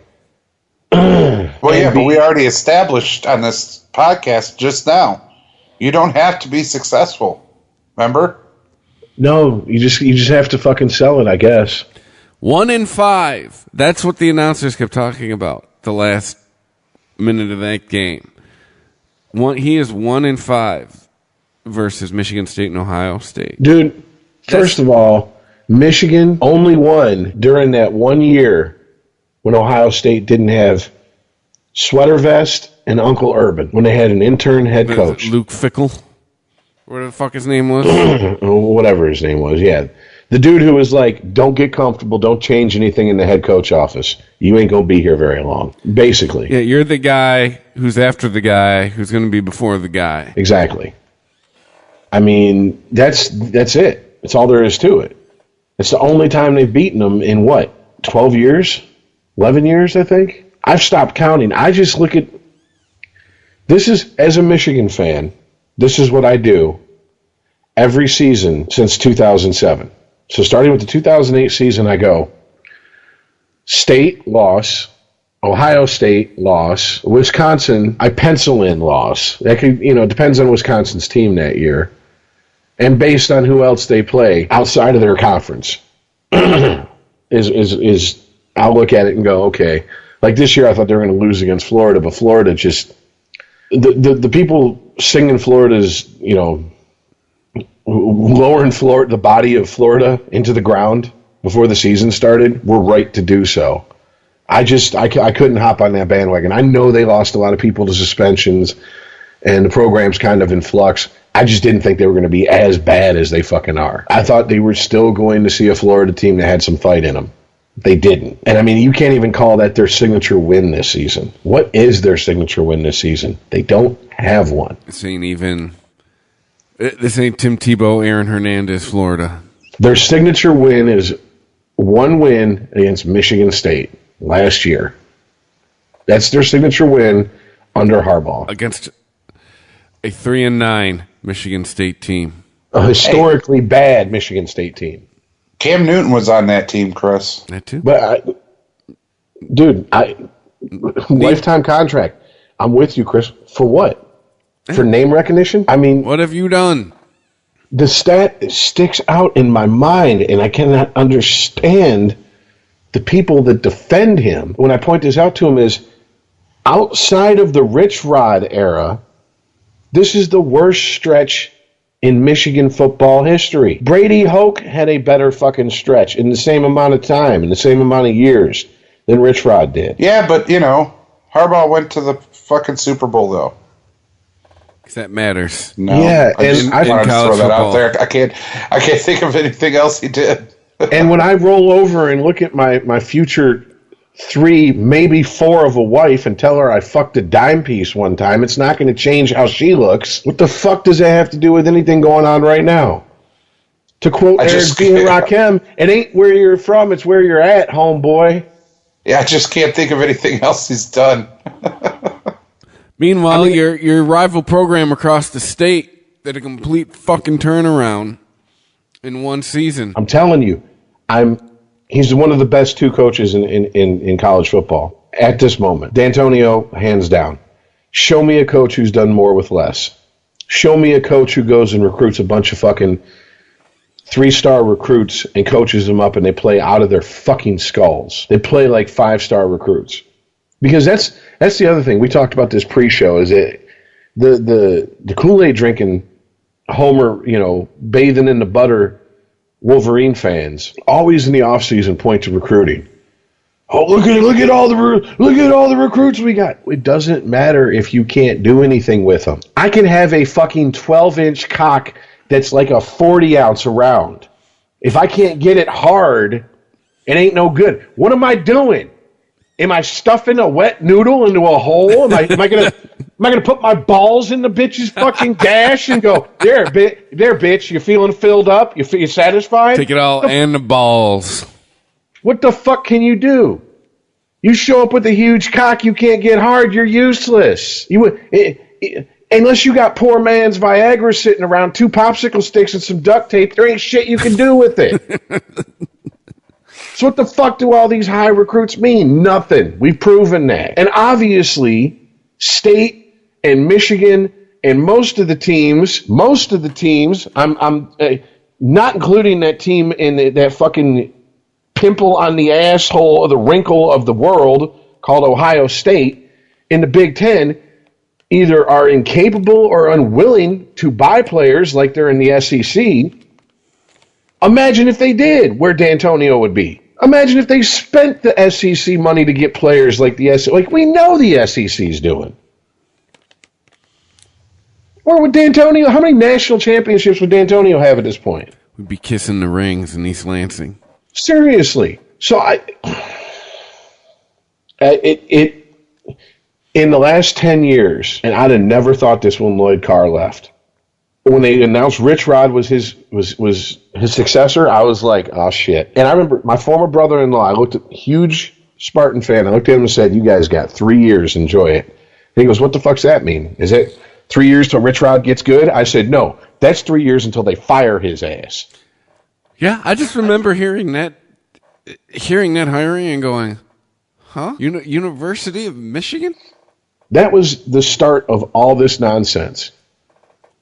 He came in and tried to take a team that was built in the classic archetype of a Big Ten team and turn them into a read option, spread offense, whatever the fuck, that was hot at the moment, and he completely had the players to not do that. Finally, Brady Hoke comes in, tries to go back to a Lloyd Carr-style offense, but he's got all of Rich Rod's players.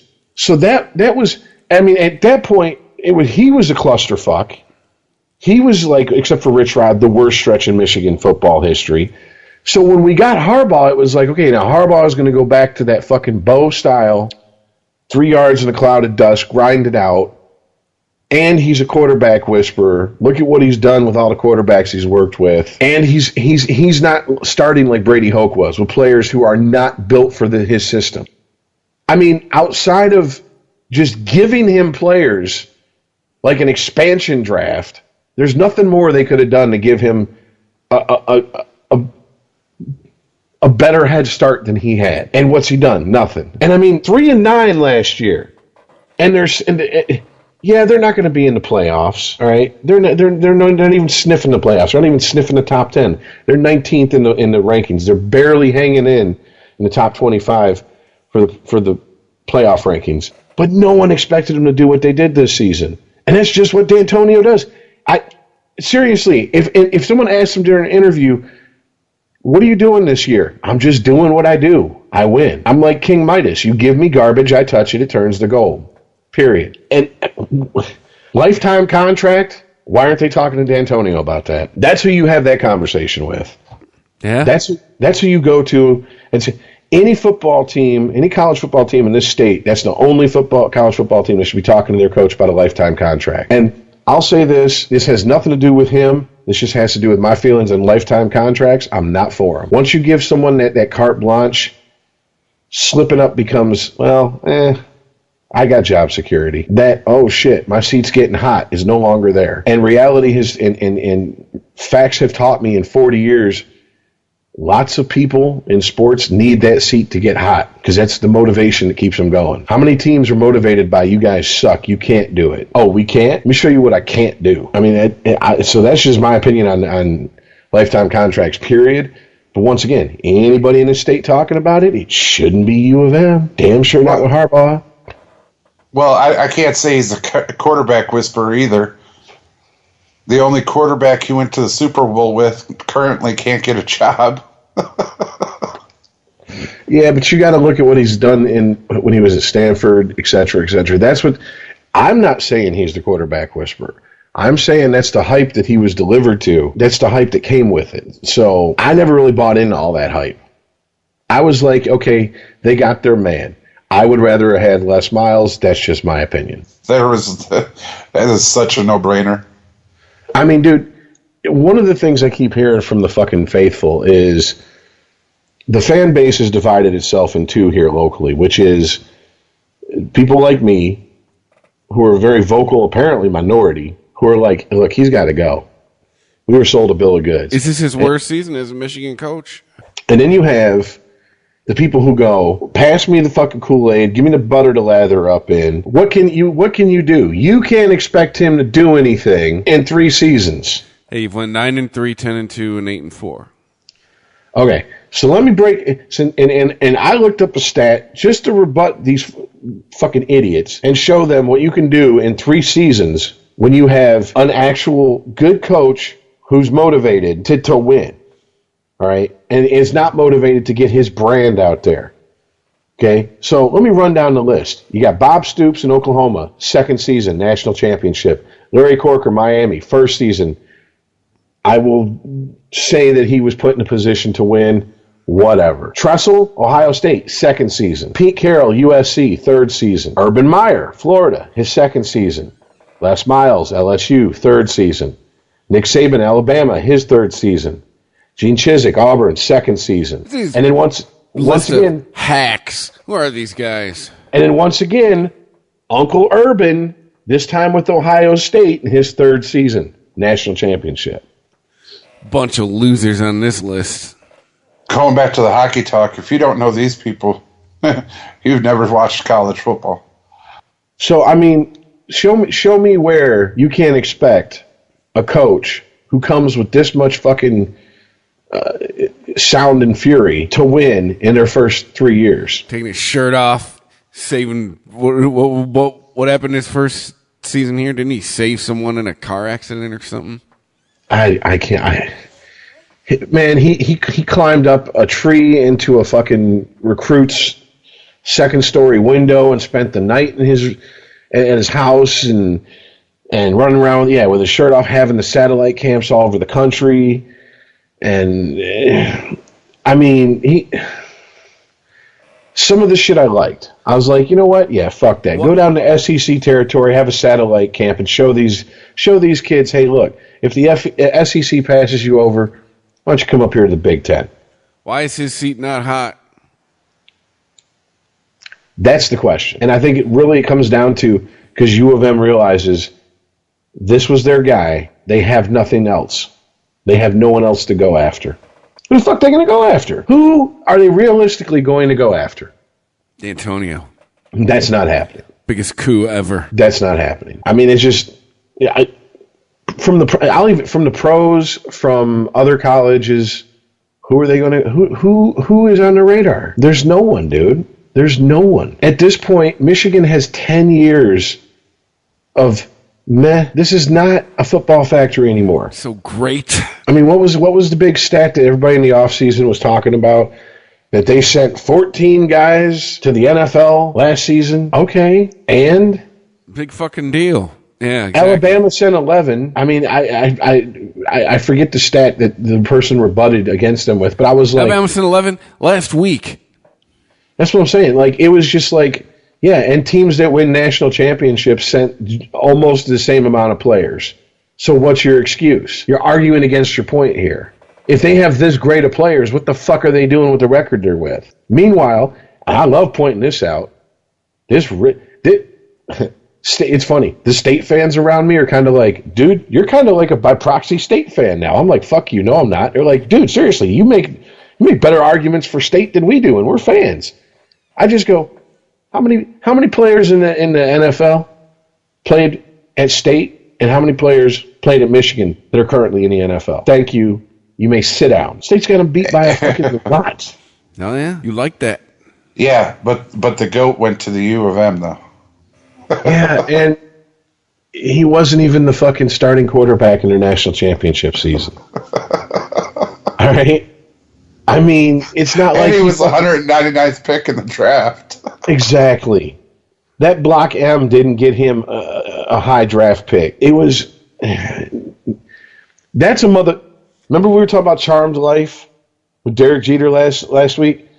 Tom Brady coming in a hot second with a bullet for Charmed Life.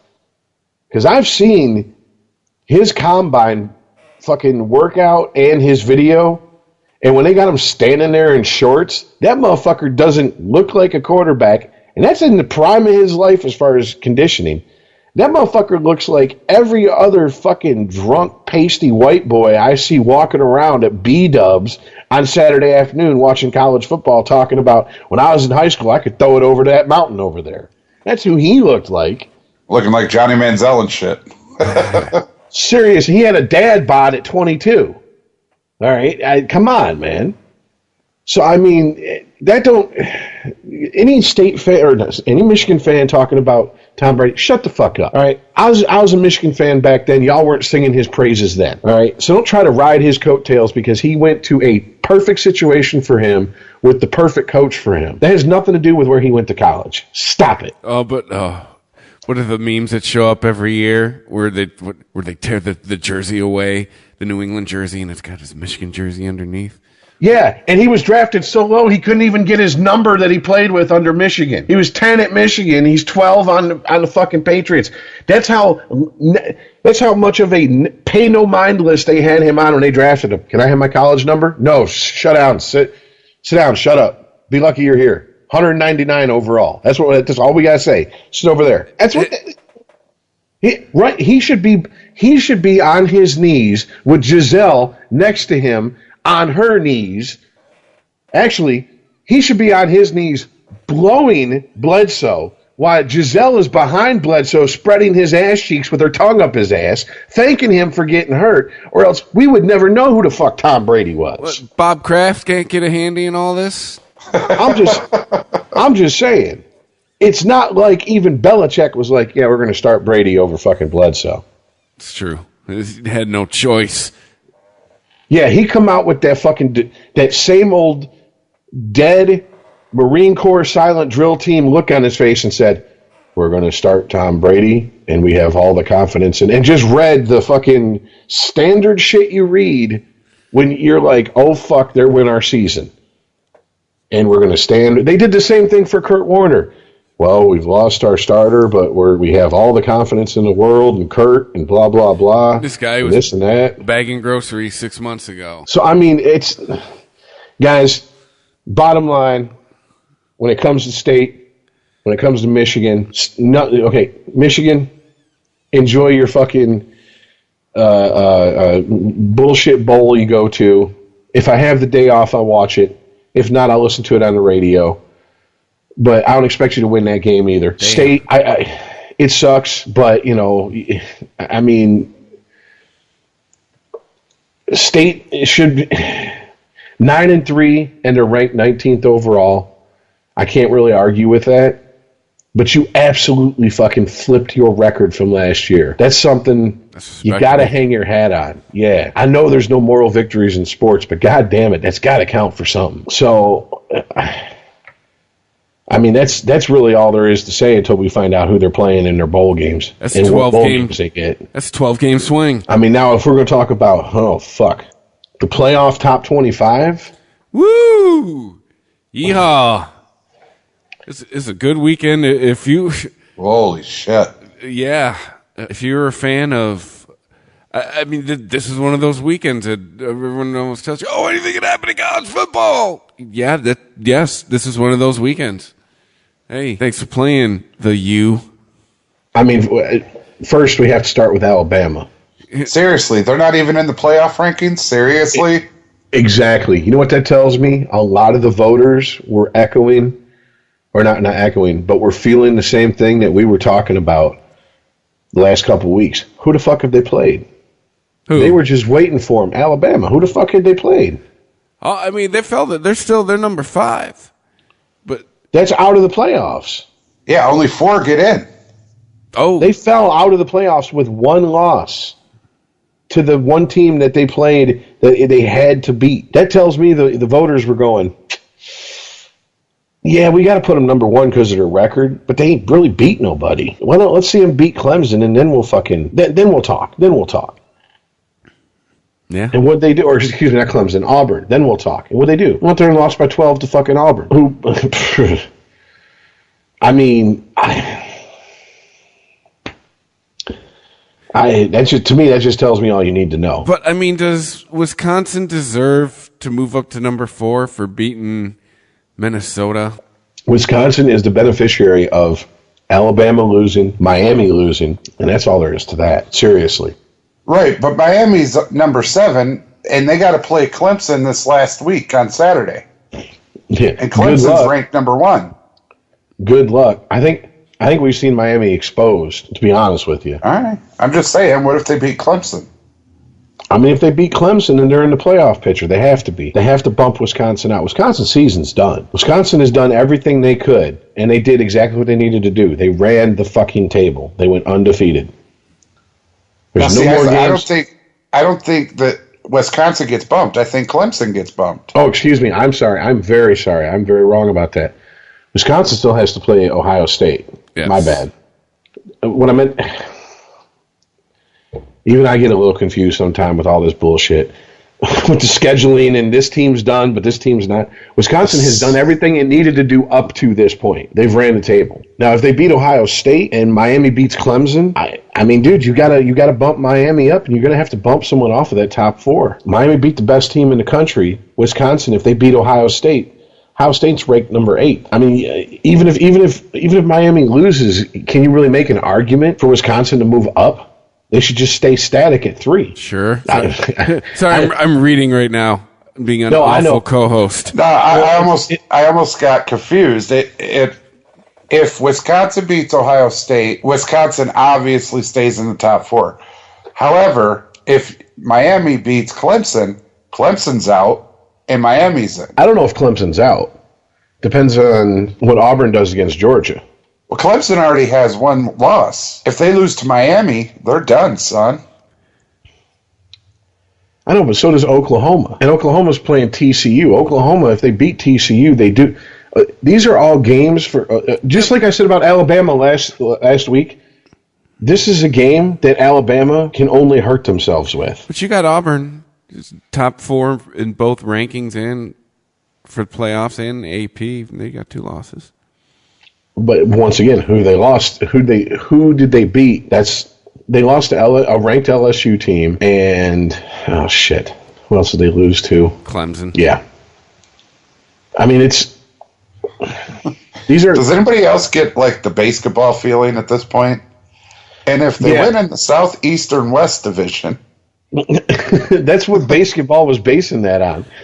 It was NCAA football standings. But too, I mean, Auburn's beaten the number 1 team twice this year. They beat Georgia. They beat Alabama. Well, okay. How about this? All right. Let's just play pretend for a minute here. Let's look at the top 25. If we're going strictly by record,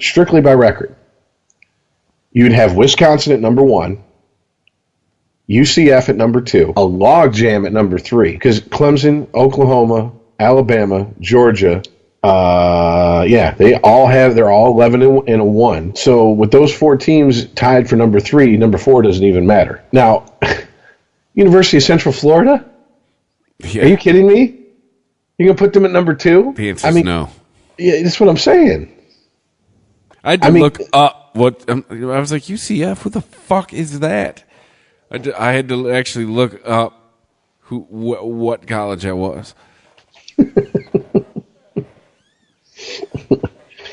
I mean, the only reason I know who UCF is because I lived in Central Florida. Yeah, I was saying because you fucking live there. That's it. I didn't know the name of their football team, but I knew who UCF was. It's like Florida International. The only reason I know who Florida International is because they brawled with Miami one year. That's about it. But so, I mean, look at it. I mean, those, like, once again, Wisconsin number 1, UCF number 2, Clemson, Oklahoma, Alabama, Georgia, all tied for 3 and 4. Wisconsin still ain't beat nobody.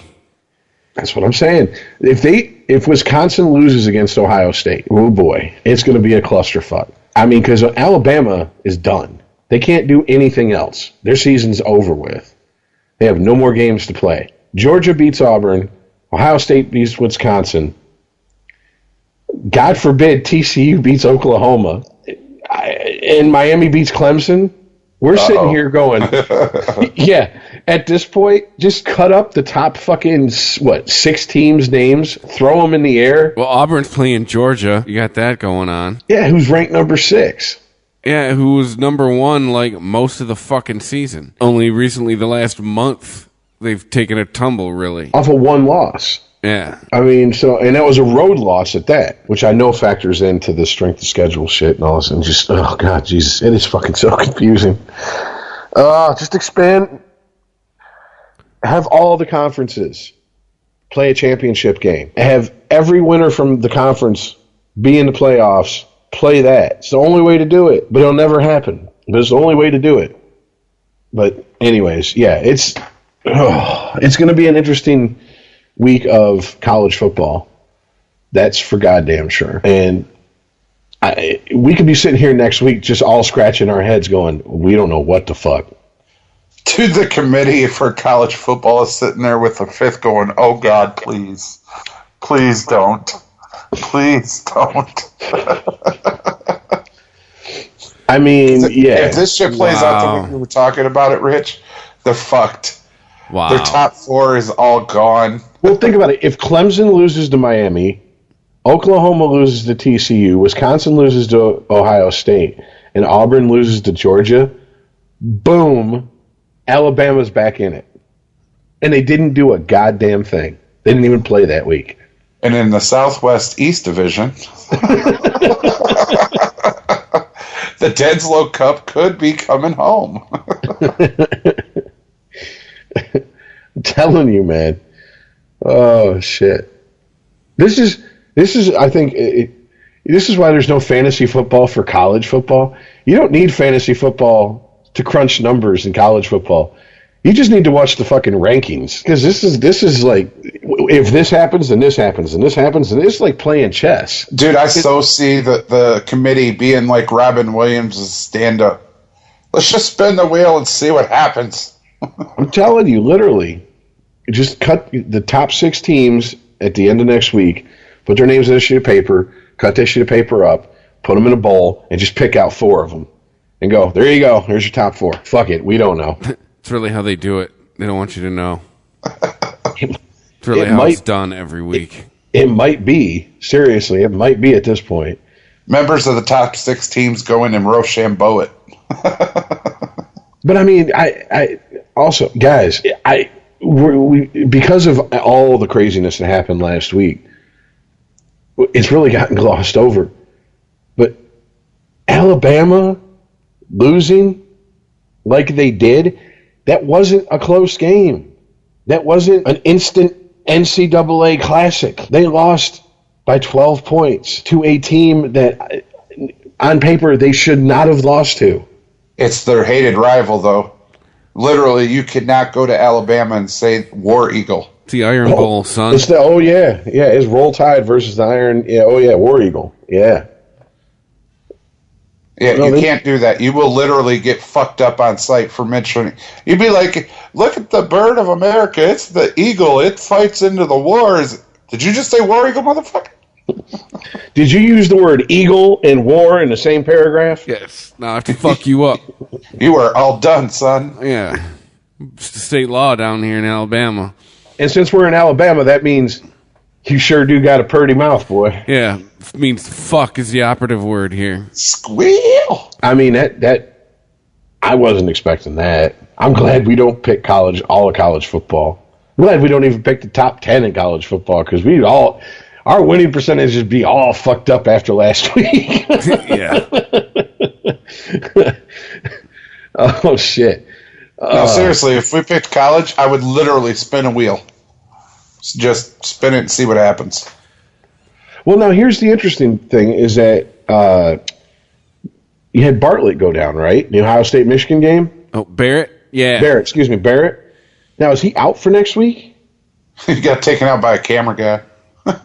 Oh, I know. And Uncle Urban was like, on the warpath, like, we're going to investigate and find that camera guy. I'm like, and do what? Hey, he's on camera. Be easy to find.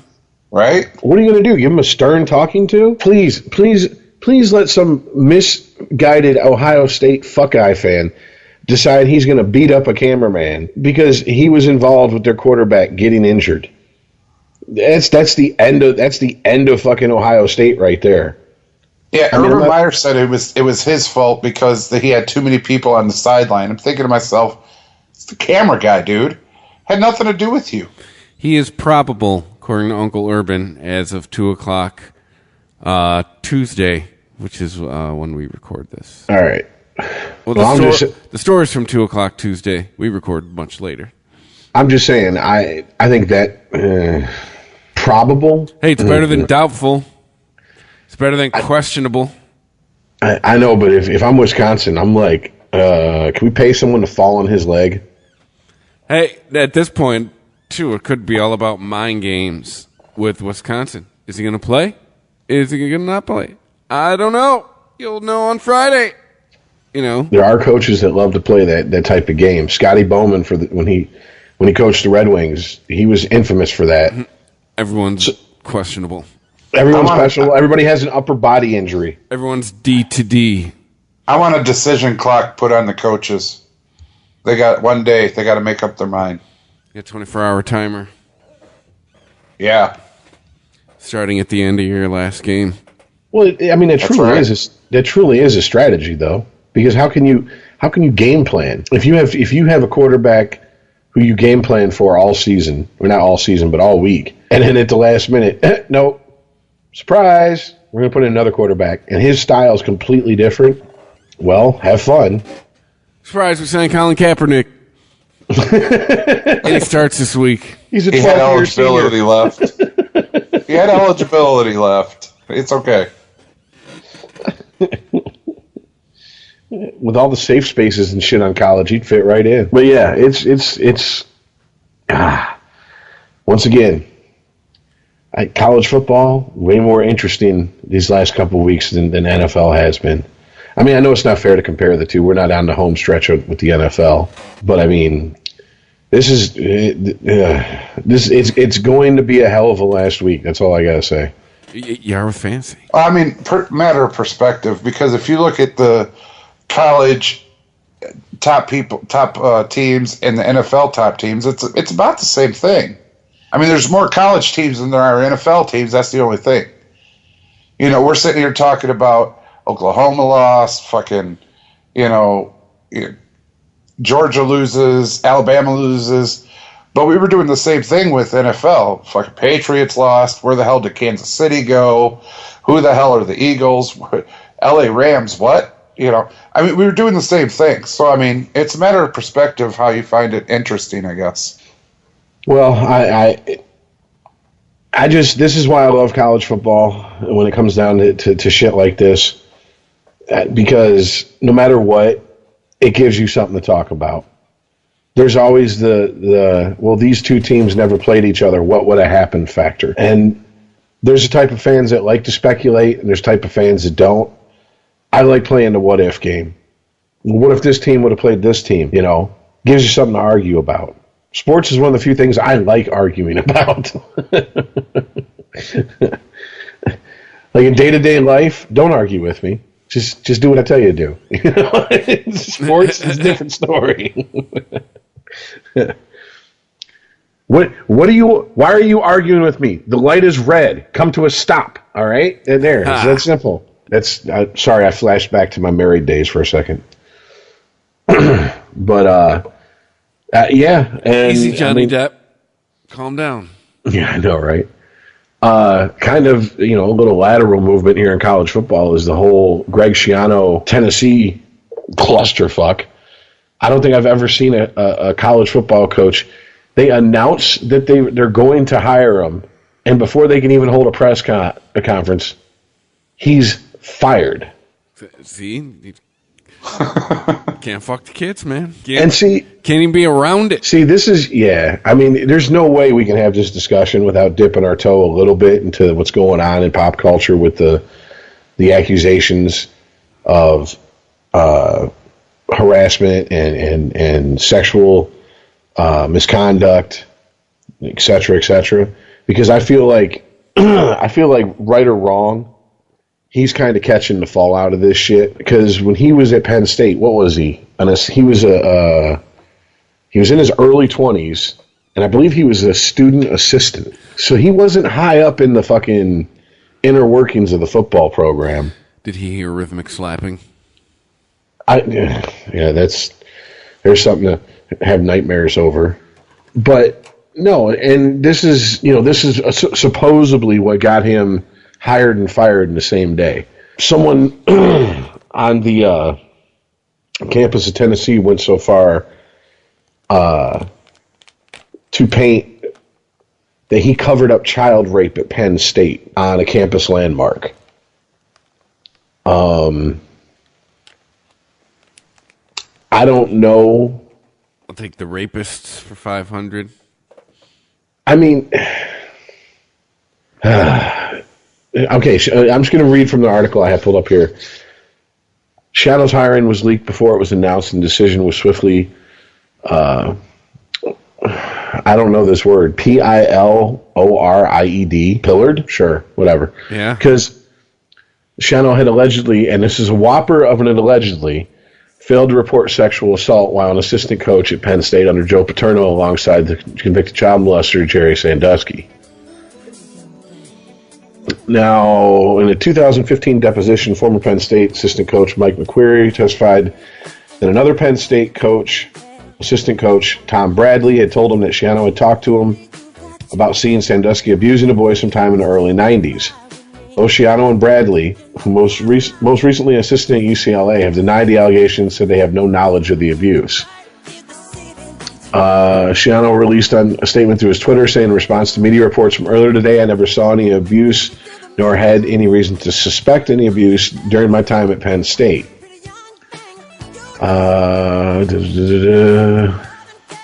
And other people have come out from Penn State saying that he had nothing to do with the Sandusky scandal. Any stories about his involvement are completely uncorroborated and without basis in fact. To impugn his character based on hearsay alone is responsible and unfair, which gets us to the crux of the issue. And this is why I said we're going to have to dip our toe into the pop culture zeitgeist of the moment. We're now at a point where accusations are as good as a conviction. Yep. Well, we're still at the part of you're guilty by the company you keep. You know. Well, I mean now that does play a point in it because Tennessee is a public university. So technically the head football coach at the University of Tennessee is a state employee. So of course elected officials jumped in. State Representative Jerry Faison said the head football coach at the University of Tennessee is the highest paid state employee. They're the face of our state. We don't need the man who has that type of potential. Reproach in their life is the highest paid state employee. It's egregious to the people and it's wrong to the taxpayers. Oh, shut up. Which, I mean, obviously we know that, okay, once again, you're an elected official. I'm against child fucking. Way to take a stand, buddy. Yeah, nice limb that you've gone out on with everybody. Yeah, and 99.9 to infinity % of the rest of the country are against child fucking. Way to fucking take a stand. Why don't you get together with all the people who are against white supremacy? You guys can... all 300 million of you can be heroes. Yeah, on that island you put yourself on. But also in social media, I've been reading about how people with, incest and pedophilia is like a big thing now. They're coming out and admitting that it being incest should be promoted. I was reading on Facebook all of this shit of people saying that incest should be legalized. Well, it is Tennessee. Well, I mean, look, without getting too far down that rabbit hole, I'll say this. It's a weird hole. I know. But I mean, this is how I look at it. If you have two adults who are cousins and they fuck, what law are they breaking? Now, I'm talking strictly consenting adults. I'm not talking underage. I'm not talking stat rape. I'm not talking molestation. I'm talking two consenting adults. My opinion tends to run towards the very much the libertarian of, if it ain't got nothing to do with me and you're not hurting anybody else, it's none of my business. So Greg Schiano. Do I think it's fucking... Is this something I would strive for? No. So that's all I'm going to say on that. The problem, though, is that's not a mainstream way of looking at things. I don't care what social media says. Social media is essentially 10 of 100 people yelling the loudest out of those 100. Yeah, with high-powered bullhorns. Exactly. That is not the prevailing attitude. It's not even close to double-digit percentage attitude in this country. Social media is like the assholes in Vegas on the street corners with bullhorns. They're really loud while you're near them, If you just ignore them and walk away, voice gets really quiet. But while you're right by them, you can't help but hear them because they're the loudest idiot near you. Now, what gives me a little bit of insight into this story is that he was Tampa Bay's head coach for 2 seasons. And Tampa Bay's former GM come out and said he spent hours and hours interviewing and doing background checks on Schiano. Oh, and he said, yes, we didn't win. But the fact is, he's honest. He's a good father, husband. He's an excellent football coach, and he loved kids. Oh, the fact that he didn't win should be whether you want him to coach your team or not. Not hearsay. And then he goes on to say something. I don't know how much weight this carries. I guess it depends on how much you think about these two people's opinions, how much weight their opinion carries. He says, if you don't believe me, go ask, I'm paraphrasing, go ask Urban Meyer and Bill Belichick. So, I mean, there you go. To me, I'm sorry, go ahead. I say the court of public opinion now matters more than the court of law. That's where we're at. And me being the type of person who believes very strongly in innocent till proven guilty, I have a hard time with this because this is fallout from something that came to a head 5 years ago now, and we're still feeling fallout from it. And it's people, aka students, who were running around saying, oh, he's a child molester, he covers up or protects child molesters, etc., etc. The question has to be raised, at what point are you actually covering up for a child molester? If I hear stories, but I never have seen anything with my own eyes, been told anything by any kid, and I go running around talking out of school about stories I've heard, that puts me in an actionable position where I can end up in court for slander and libel, even if I go to the police. More so if I go to the police, because then it's a matter of public record once the investigation and the case is closed, one way or the other. And now, thanks to our new crazy climate, I also now, whenever I hear about anything like this in sports, my go-to thought now is how many of these quote-unquote protesters are sports fans? How many of these upset people actually in the stands at a Volunteers football game? That, you know what I'm saying? Are these people who got word of it on campus that were starting all this, to do about nothing? Were these outraged sports fans, or are these just professional? These are professional people who take professional offense on the behalf of other people. Well, the way I see it, this whole thing broke because somebody talked about Jerry Sandusky, right? Sando. Right? There was people that grew up and said, hey, when I was a kid, Jerry did this, and other kids joined him and was like, yeah, Jerry Sandusky did this. No kid has come out and said this about this coach. Nobody said, hey, I went and told him and he did nothing. That's what makes it hearsay, which is not allowable in a court of law. So we are now to the point where, and see, it's treading into the unregimented territory, but it's what I was afraid would happen. And one of the co-hosts on Unregimented argued with me that you can't say that. Well, yes, I fucking can, because historically this is how shit happens. It rolls downhill. It starts affecting everything. It's now gotten to the point that he set foot on their football, on Penn State's property while Sandusky was in their football program, so he's guilty by association. Hey, man, look at the NFL. Look at Zeke. Zeke's currently serving a suspension because of the opinion of the commissioner. Court of law cleared Zeke. Commissioner said, 6 games. And once again, why? Because they are trying to attract more females to the NFL as fans, and they don't want to appear to be light on domestic violence accusations, especially after the Ray Rice bullshit. See, here's the thing. None of this is coming from the people at the top. No one has any strong feelings about this. This is all coming from people who, you're right, Chris, I guarantee you for the most part, the people that were fucking protesting at University of Tennessee and the people who were spray painting shit on the campus probably aren't even sports fans. I have to fault Tennessee on this, though, because what I was making with the point about these kids coming out about Jerry, if I was, if I was Tennessee's athletic director or, somebody who hired this coach to coach this team and this shit broke out, I'd have went and tried to find one of the kids that, ratted out Sandusky or whatever the fuck and been like, hey, did you ever tell this coach? Did you ever tell this coach? What about you? I have a heart. So none of you told this coach. What? He knew nothing about this, right? Okay, thank you very much. Went back to Tennessee, told those protesters, go fuck themselves. This is our coach. Oh, you're nicer than me. I'd have just been shut up. Adults are talking. You're 19 years old. Here's the problem. This story broke in 2012. In 2012, he was hired. He was working for the Tampa Bay Bucks. He's right now he's an assistant coach at Ohio State University.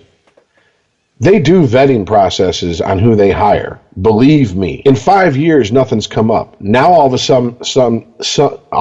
sudden, something comes up through one source who says he heard that Schiano knew about it. Meanwhile, the NFL, the NCAA, Ohio State, Tampa Bay Buccaneers, all the the background digging they didn't come up with any of this. One person comes out and says this in 2017, that's good enough to fucking tank his career. This should scare the fucking shit out of everybody at this point, because this is between, and I'm going to do my best to just keep it to sports, between the shit with Zeke and this, an accusation against you is all you need, and nobody is safe. Mm-hmm. Nobody is safe. God forbid an accusation comes out against someone like Tom Brady, Aaron Rodgers, J.J. Watt, the clean-cut white boys in the NFL. Because all hell will break loose at that point. And it's going to be a feeding frenzy. It's going to be a shitstorm. It's going to make kneeling during the national anthem look like nothing. Seriously. It's going to look like nothing. Like Tiger Woods, though. When all that shit broke about him, does anybody remember how many majors he won? Nope. Does anybody remember all the long-ass drives he hit? Nope. Like what his furthest drive was? No. Now I remember the waffle waitresses.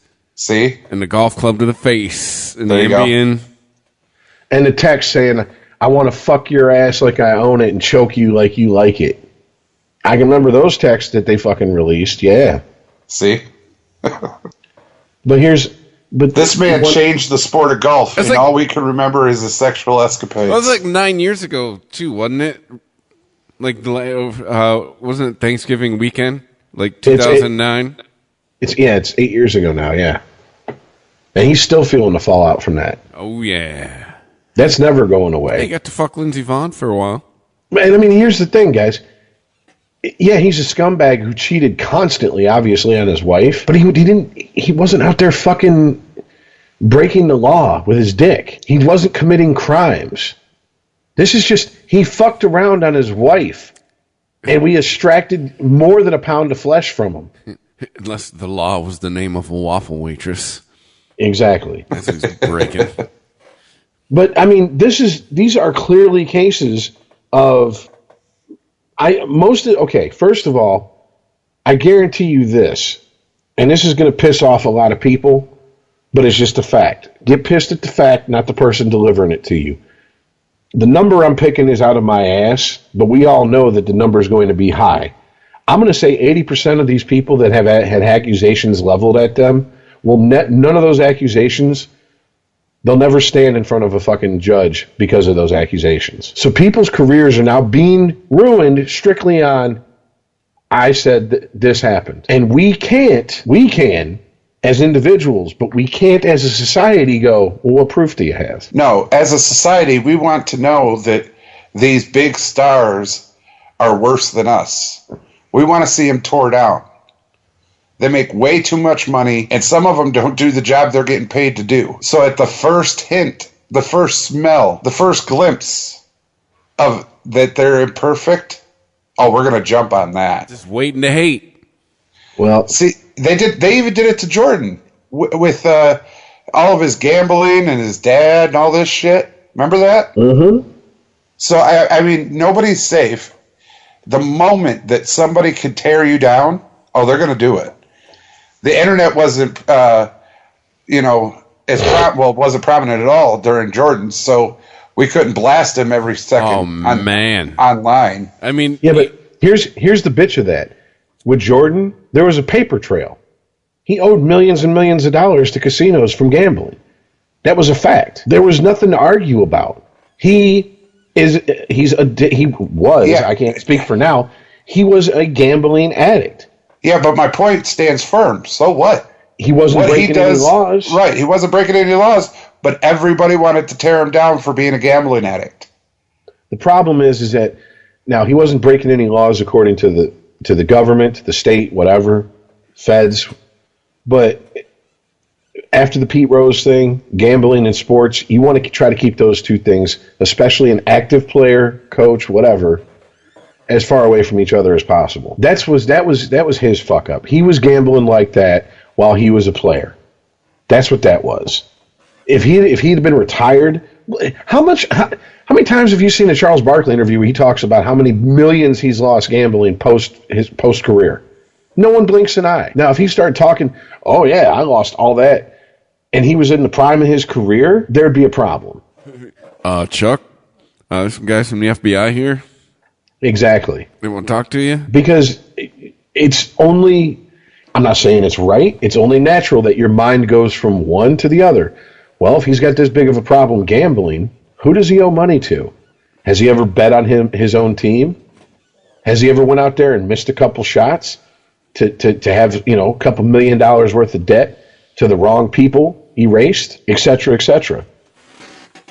I mean, there's more of a fucking paper trail in those cases than there are in the cases that we're talking about right now. And this is ending careers. Where do you think Schiano is going to be next season? And I'm not defending him as a coach. He was one game above 500 at Rutgers. He was a horrible coach at Tampa Bay. He's with a college football program that's above his pay grade right now. If you're not going to hire the guy, that's why you don't hire him. Not on the hearsay of one person versus all the background checks, all the digging that professional and college football teams have done on this guy since these accusations broke. And believe me, once they realized how deep that shit went with Penn State, anybody who was associated with Penn State, the minute they tried to get a job, they started digging hard on them. Because they don't want none of that shit being slung in their direction. Yeah, but I you know what, dude? To quote Al Davis, just win, baby, win. Because if you win, I mean, literally, it doesn't matter what you do.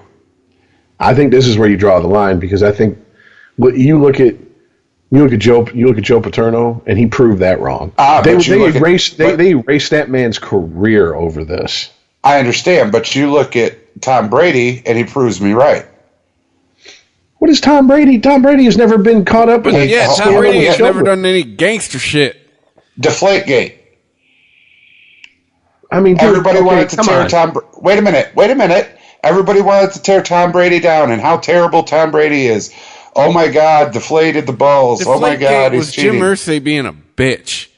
Hang on a minute. Deflategate was. And so, all this shit about how bad Tom Brady was for cheating. That season, the next season, he comes back, wins the championship. Nobody gives a fuck about Deflategate. Okay, but we're talking about deflating footballs versus fucking children. Yeah, they're not even in the same. They're not even, let alone the same sport. They're not even on the same continent, dude. What I'm saying is if people want to tear you down until you show them that it doesn't bother you and you're going to win. If this coach would have won at his other jobs, they wouldn't even have mentioned the fact that he was on the team with Sandusky.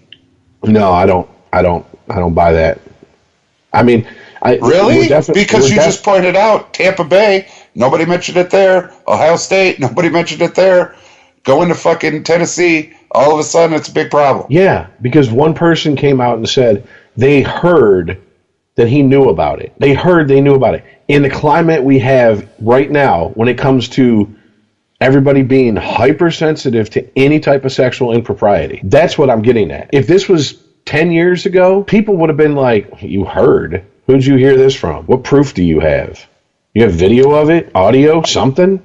Okay, but what I'm saying is this, like, if it was Urban Meyer from Ohio State going to Tennessee, and somebody comes up and goes, well, Urban Meyer heard about the abuse that Ezekiel, Elliott put on his females, people have been like, shut up, Urban Meyer didn't do shit. He's our coach. Because he wins. Look, I got your point. I just think that right now you are seriously underestimating the amount of blood that people want to see from people who have accusations like this leveled against them. Oh, absolutely not, Rich. I fully, wholeheartedly, seriously, completely agree with you. When there's even a prick in anything like that, and they smell the blood, they didn't have to see it. They just got to smell it. It's piranhas. Completely agree with you. But depending on where the blood's coming from, it depends. That will determine how quickly it's squashed. My point reference with Tom Brady and the Patriots is it was Tom Brady and the fucking Patriots. if that had been, Matt Stafford and the Lions, we would never hear the end of fucking Deflategate, and Matt Stafford's a terrible quarterback. He would have never got the contract he got, but it was Tom Brady and the Patriots. Okay, if this was Urban Meyer going to Tennessee, somebody would have said some stupid shit, well, I heard Urban Meyer heard. No, you didn't. Shut up. You need a hearing aid to hear me now. I'll agree with you on this one. I'll agree with you in this aspect. If the shit 5 years ago had happened, or that happened, and we didn't have everybody and their mother coming out and pointing fingers at people in Hollywood and in government for sexual misconduct, I don't think this would have gotten past a blip on the national radar and maybe a juicy story for a couple days regionally in Tennessee. Okay, but it's just, dude, no, there's no okay, but, okay? I'm telling you, dude, I read these stories every fucking day. I see the accusations every day. I see people going, well, that's the end of so-and-so's career over hearsay. The overcorrection is clearly in effect here. One accusation from one person who says they overheard somebody say something, career over. Now you can sit here and go, well, if he was a winning coach, he ain't. Until it happens to a winning coach, we won't know. But let me tell you something. Who you think carries more weight in this fucking world? People like Harvey Weinstein? People like fucking Kevin Spacey? Or some fucking jack-off coach who used to coach Tampa Bay and Rutgers? And they tore them guys down over accusations. That's what I'm getting at. We will agree to disagree. I can hear the pounding of your finger on the desk. It's quite forceful. Well, the one other story that is of any interest in college football, and this is just purely for my amusement, because I want to see him coaching again so we can get more sound bites from him. Herm Edwards is being interviewed for the Arizona State head coaching job. Oh, yeah. Is there an interview to be had with that? Seriously? It's Herm fucking Edwards. I mean, they have a head coach right now. I imagine it. So, I mean, obviously they're looking to upgrade, but I don't give a shit. I just want to see Herm Edwards at the podium going the fuck off. That's just all I want to see. I mean, seriously, I just want another hello. Play to win the game. Exactly. That's just what I want to see. That's the great thing about sports. You play to win. And I don't care if you don't have any wins. You go play to win. When you start telling me it doesn't matter, then retire. Get out. Because it matters. So, all right.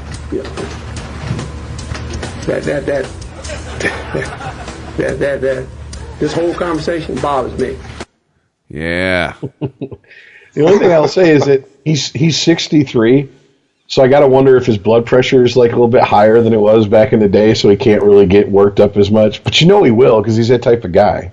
Or is it on blood pressure meds, mellowing him out? Oh, dude, he's probably keeping Pfizer. If he goes back to head coach, and he'll keep Pfizer afloat just with how much he has to take every day. Seriously, dude, oh my God. That is he is one of the all-time entertaining coaches in a press conference, in an interview. And he did it no matter where he coached, whether it be the Jets, the Chiefs, it didn't matter. Like Rex Ryan, it seems like when Rex dropped the weight, he dropped a lot of the attitude. I don't know why, but I mean, like Rex Ryan had that little window where he was with the Jets with the fuck it, let's go get a snack, shit and all the nonsense, that he was great. But Herm has kept it up even in announcing. He's the one that gave us Same Old Lions, wasn't he? Wasn't it him that said it's SOL, and his co-host got like, oh, is he going to say shit out of luck Lions? And he was like, it's SOL. That's just what it is. It's SOL. It's Same Old Lions. And he was like, oh, whew. I thought you were going to say shit out of luck Lions. Oh, okay. Mm-hmm. Yeah, Same Old Lions. I mean, it was, I think it was him. I swear I think it was him.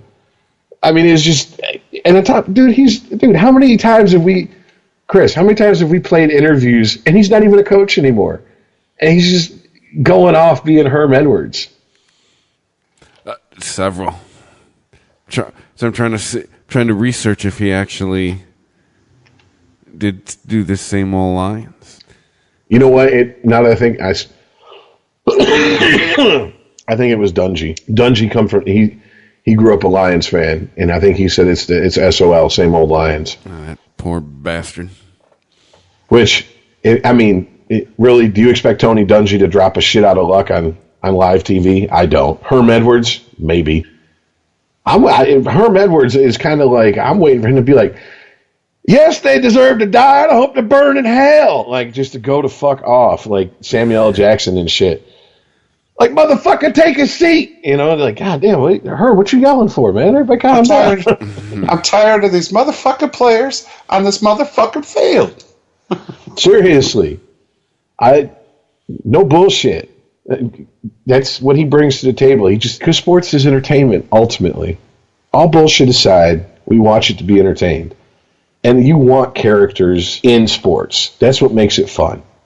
Even if you hate the person, it makes it fun to hate the person. I mean, ICEman is no better than when he's bitching about LeBron. Seriously, you can, motherfucker, you punch in, start bitching about LeBron, punch out for lunch, come back from lunch, reinvigorated, and go back to bitching about LeBron. But he makes it so easy. I mean, it's the same with my hatred of Crosby and Bettman. I mean, it's no different. And Chris is a little bit more fluid. Last year, he hated the Jets. You know, this year, I don't know if we really thought he hates Jets. Well, yeah. What, really? Oh. They're to be hated. See? So let's just get this over with and get into it. So let's move into that, because that was just a side note, Herm Edwards. The pros. Thanksgiving Day. I'm just waiting for Herm Edwards to be like, playoffs? What are you talking, playoffs? That's Jim Moore's game. Yeah. Jim Moore's thing. That's what he did. All right, so Thanksgiving Day. Huh? Well, that playoffs? Fucking went exactly how I thought it was going to go. They weren't even in that game at any point. Yeah. Do you realize the Vikings have the same record as the Patriots? Vikings are 9-0. If I'm saying Bradford, I'm getting real fucking nervous. Going, if he does come back, Minnesota might be like, hey, thanks for coming out.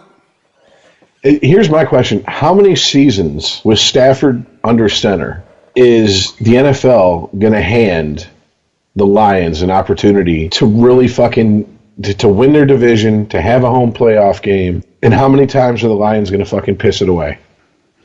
I don't know. They'll do it every time.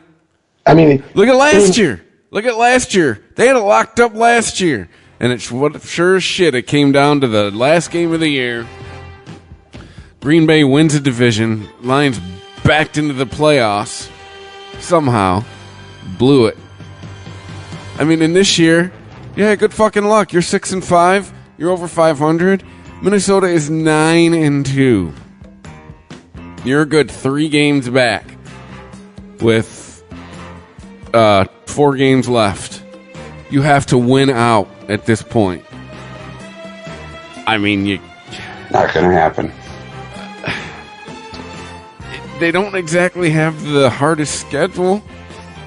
I'm not saying it's off the table. They're going to lose this week. They got to play the Ravens.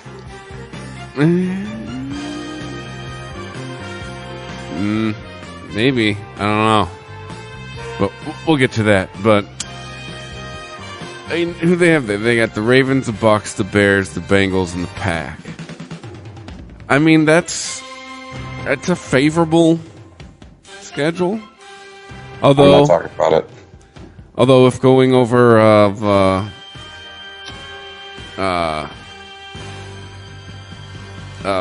my thing where they lose to over 500 teams, yeah, they're right.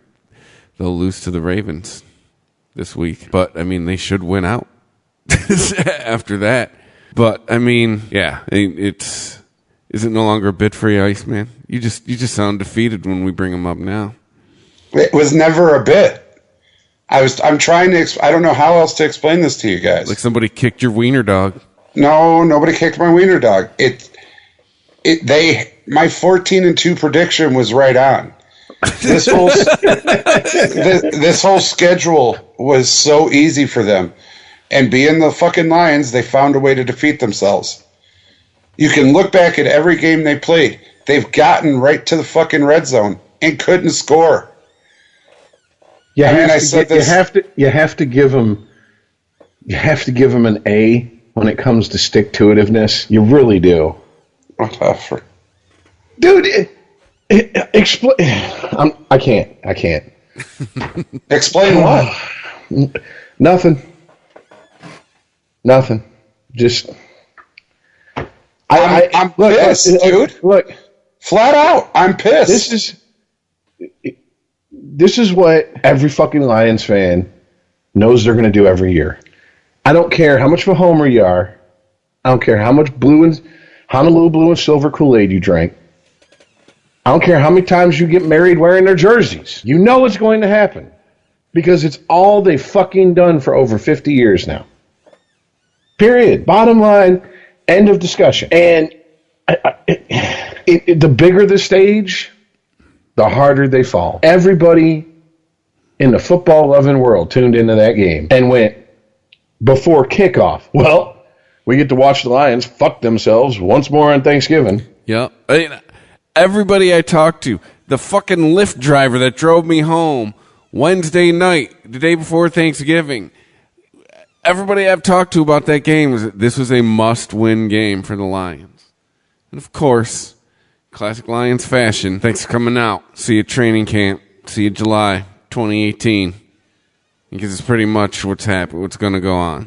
All right, I guess for me, to get you guys to understand it, for me, seriously, my 14-2 prediction was exactly how I saw it. Because the schedule was right, their players were right, and then, oh my God, I was given the gift of Green Bay losing Aaron Rodgers. Oh, give me a break. Come on. It couldn't have been handed more on a platter to them at any point in their existence. So I thought this season, more than any other, they had just an immaculate shot. And they found a way to fuck it all up. Technically, right now, they would make the playoffs. However, good luck, because here's who else would make the playoffs right now. It's all but 3 teams. Seattle, Atlanta, Carolina, New Orleans, Los Angeles, Minnesota, and Philly. No, I thought you were going to go for a different stat. All but 3 teams are mathematically still in the playoffs. No, I was just going to say, all these teams in front of you fuck you up. Some of them already have. Let's see. You've lost to 4 of these teams already this year, and one of them last year in the playoffs. Yeah. Well, that's to make sure you guys are feeling this. That's why I'm so pissed, because this wasn't just okay, I see where they're going to fall off. This season, there was no way, no place they should have fallen off. But they found a way to fuck themselves. They can't finish in the fucking red zone. That's what they do, baby. That is what they do. I didn't see it this season, and we started out right. It's not that you picked them to go 14-2.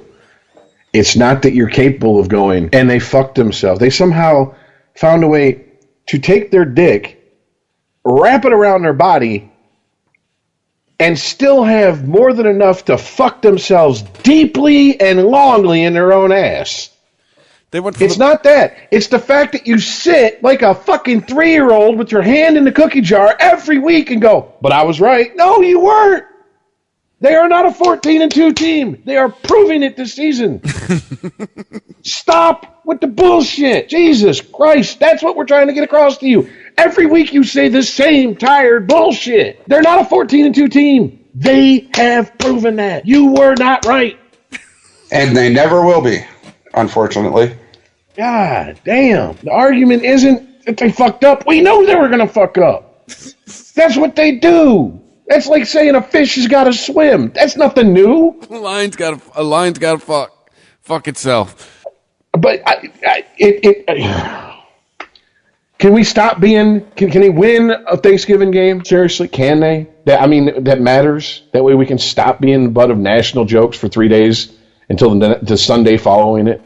Because that's getting old. Like it's just getting tiresome.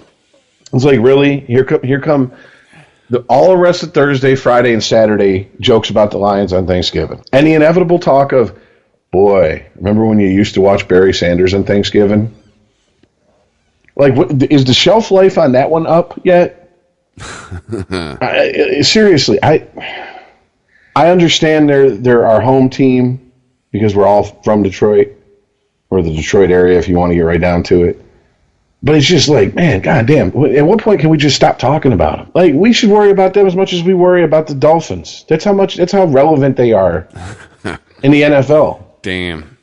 You guys talk about them more than I do. Anyways, there were other games on Thanksgiving. Yeah, what up, Dallas? Whoops. Looks like you need Zeke, huh? Dude, seriously? Maybe he should have taken those first 6 games. So now maybe you'd have a shot. Although if you're in a division with the Eagles, yeah. Whew. I don't even. No, I can't. You can say what you want about the Lions, but I am not buying the Cowboys, man. Yeah, they're 5-6. There ain't nothing to buy at this point. No, the way they're losing because they've lost their running back Zeke. All of a sudden they can't win. It's not even they can't even win. They can't even score. Seriously? Well, the Detroit Lions have shown you run game's a pretty important part of the offense. It's kind of a part you need. No, I got a tinfoil hat on this one. I'm going to keep it. Nah. What's the tinfoil hat about? Jerry Jones battering fucking the commissioner about suspending his running back, loses the battle, and I think, it doesn't add up that these guys can't fucking win a game now. You lose one player doesn't make the fucking team, but moreover, not only are you losing the games, you can't even get above 10 points. You can't score. Well, decent NFL offenses have a 2-pronged attack. You took one of them away on this team. And that's why I keep my tinfoil hat to myself. You want to believe that? Have at it, killer. He definitely is far more talent than the people behind him on the depth chart. Well, you think Darren McFadden is as good of a running back as Ezekiel Elliott? Get the fuck out of here. But I'm asking you, all of a sudden, Dak Prescott can't throw the ball? This was the best thing that's happened to Dallas for such a long time. He's a running, throwing quarterback that's actually accurate, who picks apart defenses, who throws to different receivers. All of a sudden, Zeke disappears, and now he can't even throw the ball? Come on, man. You can't throw it every play? All right, man. You stick to your guns, I stick to mine.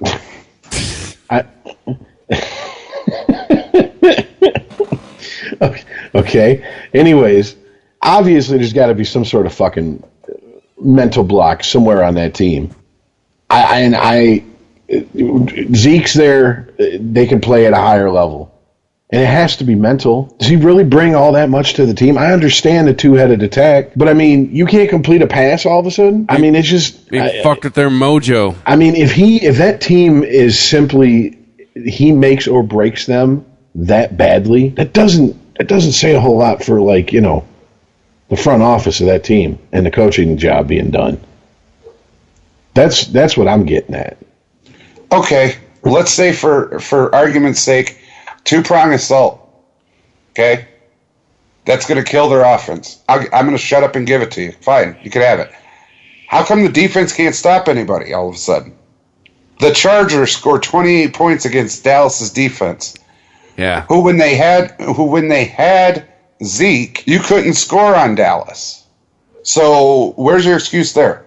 Zeke never played defense, bro. It's not an excuse. It's what the fuck is wrong with this team to where they need one player to come out there to decide whether they win or not. I think this is acts of Jerry Jones. That's all I'm saying. Wait, what now? I think this is an act of Jerry Jones. I think he's making the team flop. I take issue with you on the defense, Earl. They let by 3, 17, 17, 30, 31, 10, 19, 17. Then the last 3 weeks, 7, 9, and 6. So they've had a good run for the last 3 weeks, but they seem the numbers, they seem fairly pedestrian. What I'm trying to understand is, okay, how do you equate Jerry Jones to their losing? Well, you think there's a mandate from him that they have to lose games now that Zeke's not there? Yeah, to prove Jerry's point that they need Zeke. Oh, hey, Darren McFadden retired. That's on Sunday. The Cowboys waived him, so he retired.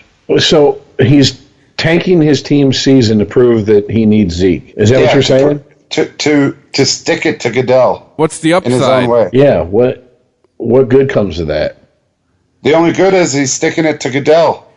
But what's the upside? How does he benefit from that? I guess draft picks. Rich guys don't fucking do things if they're not getting anything for him. Like, he didn't get to be a fucking billionaire by compromising. Draft picks, there's going to be plenty of teams in front of the Cowboys at this point. The Browns, the Colts, the Broncos. Good God, man. The Giants, the Bears, the Niners. I mean, I don't know. I don't know. Yeah. All right. We already got 3 hours of show behind us to do an hour on this. Let's talk about the other games in the league before we get into the picks. I mean, here we are. We are on the precipice of December. I mean, here's a shocker. The Pats are fine, sitting at 9-2. Remember back in week 1 when we were hitting the panic button in Boston and what happened to the GOAT? What's going on in New England? Well, before we get that far, shouldn't we talk about the final Thursday game? Oh, which was Redskins and the Giants. The only thing to talk about the Giants is that they did exactly what the fuck I said they were going to do weeks ago, which was they're going to bench Eli at some point. Mm-hmm. And I was reading that the reason he's being benched is they want to give Davis Webb, because I guess Geno Smith is the gap is the bridge between Eli and Davis Webb, and the only reason Eli is sitting is because they wanted to have him start the first half of the remaining games and then put in Davis Webb, and then Eli's apparently ego kicked in and said, well, isn't our object to win games? What if we're doing good? You're just going to pull me and put in a new guy? So then they said, have a seat. I see it as this. I understand them sitting him, but I also understand if he goes, oh, fuck you, that's the last time I play in a fucking Lions jersey. Or a Lions, Giants jersey. I mean, seriously, I couldn't blame him if he said that. Plenty of places for him to go. This is not a quarterback who is often injured, et cetera, et cetera. This is the only quarterback who's ever beaten Belichick and Brady in the Super Bowl, not once, but twice. And you can talk all the shit about him you want. You can talk all the shit about how Peyton's a better quarterback and all this good shit. But, I mean, his numbers and the stats and his fucking championships stack right up with his brother. I could see Denver going, hey, Minnie Manning. Yeah. We got a jersey. We just have to change the number. Yeah, we still got a jersey with your name on it. I mean, I get it, and I understand why a franchise does something like this. What I don't understand is why a franchise... Look, the Giants knew what they were going to be for the trade deadline. Yeah, I'm wondering why. To me, this is too late. Like, why didn't we do this a month ago? And what was it, 6 weeks ago, 5 weeks ago? Me and ICEman had this conversation, and he's like, they're not going to bench him. They're not going to bench him. Why? What? They're either going to bench him because there's no point in throwing him out there. He could get hurt. or they're going to bench him because they want to start fucking planning for the post-Manning future. And it seems like if they're saying that Geno Smith and whatever his name is, if that's the direction they're going in, then they're definitely planning for a post-Manning future. Which means, why the fuck didn't you trade me before the trade deadline? Because unless Eli Manning is stupid loyal, how's he going to come back and play for him next season? He's not. This is probably it for him and the Giants. If I had to recklessly speculate. Irresponsibly speculate, even. And if I'm not mistaken, when he was drafted in 2004, wasn't he originally... He was a Charger. Drafted by the Chargers, and he said, no, he just pulled gangster shit and was like, that ain't happening. Yeah, Rivers was drafted to the Giants. They swapped. Yeah. So he's not above fucking throwing his weight around, and he's got 2 Super Bowl rings to throw around with his weight at this point. He was like, I don't want to play for San Diego. I remember thinking that was a bitch move at the time. Like, bitch, who are you? I still think it's a bitch move. Be happy you're in the pros. Yeah, but Elway did the same thing, so what are you going to do? It's not like he set the precedent. He just did what... Eric Lindros did the exact same thing when he was drafted by the Quebec Nordiques. I ain't playing for him. So they traded him to Philly, and they got Peter Forsberg and Mark Ricci and a bunch of other fucking players for him. A bunch of nobodies, yeah. Yeah, who just went on to win multiple cups. Why Lindros just went on to be a cautionary tale. Yep. But yeah, I mean, it happens in sports. I can't look.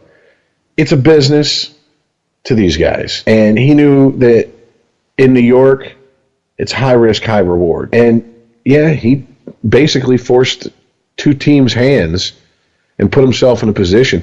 And I remember his first game in 2004. It was against the Eagles, and he got rocked. And people were fucking laughing their ass off about it. I mean, it was just like, yep, that's what you get. That's what you get. And 4 years later, those same Giants fans were like, thank God for Eli.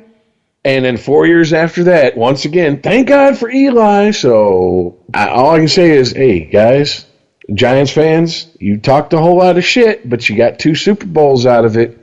You know what I'm saying? It seems like you ain't got much room to bitch in the situation. And I understand that no team's going to be loyal to any player till, blindly loyal.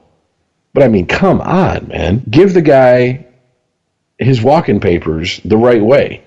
Mm-hmm. He wasn't injured like his brother. That's how Manning went out in Indianapolis. He was injured. There was talk that he might never play football again from that neck injury. I mean, this is not the situation with Eli Manning. So you're going to take a healthy Eli Manning, make him fucking warm the bench, and then what?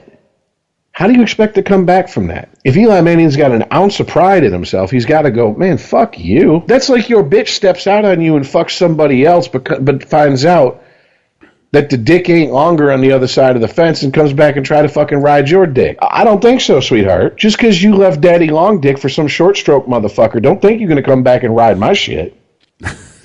You take that fucking bottomless cavern of a cunt and fucking go find somebody else. I'm not playing that game with you.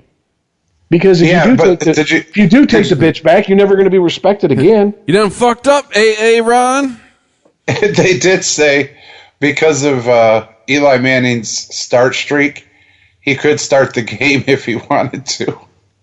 Oh, yeah, there you go. You know what's ironic in the situation? The ironic part of the situation is, you know who takes over his starting streak? Phillip Rivers, the guy he was traded for. Nice. Yeah. Irony. So, yeah. But no, I'm Eli Manning. I'm like, I want my release. I mean, if they trade him, I don't know what his contract is. I can't imagine a guy who's won 2 Super Bowls is going to end up on the Browns.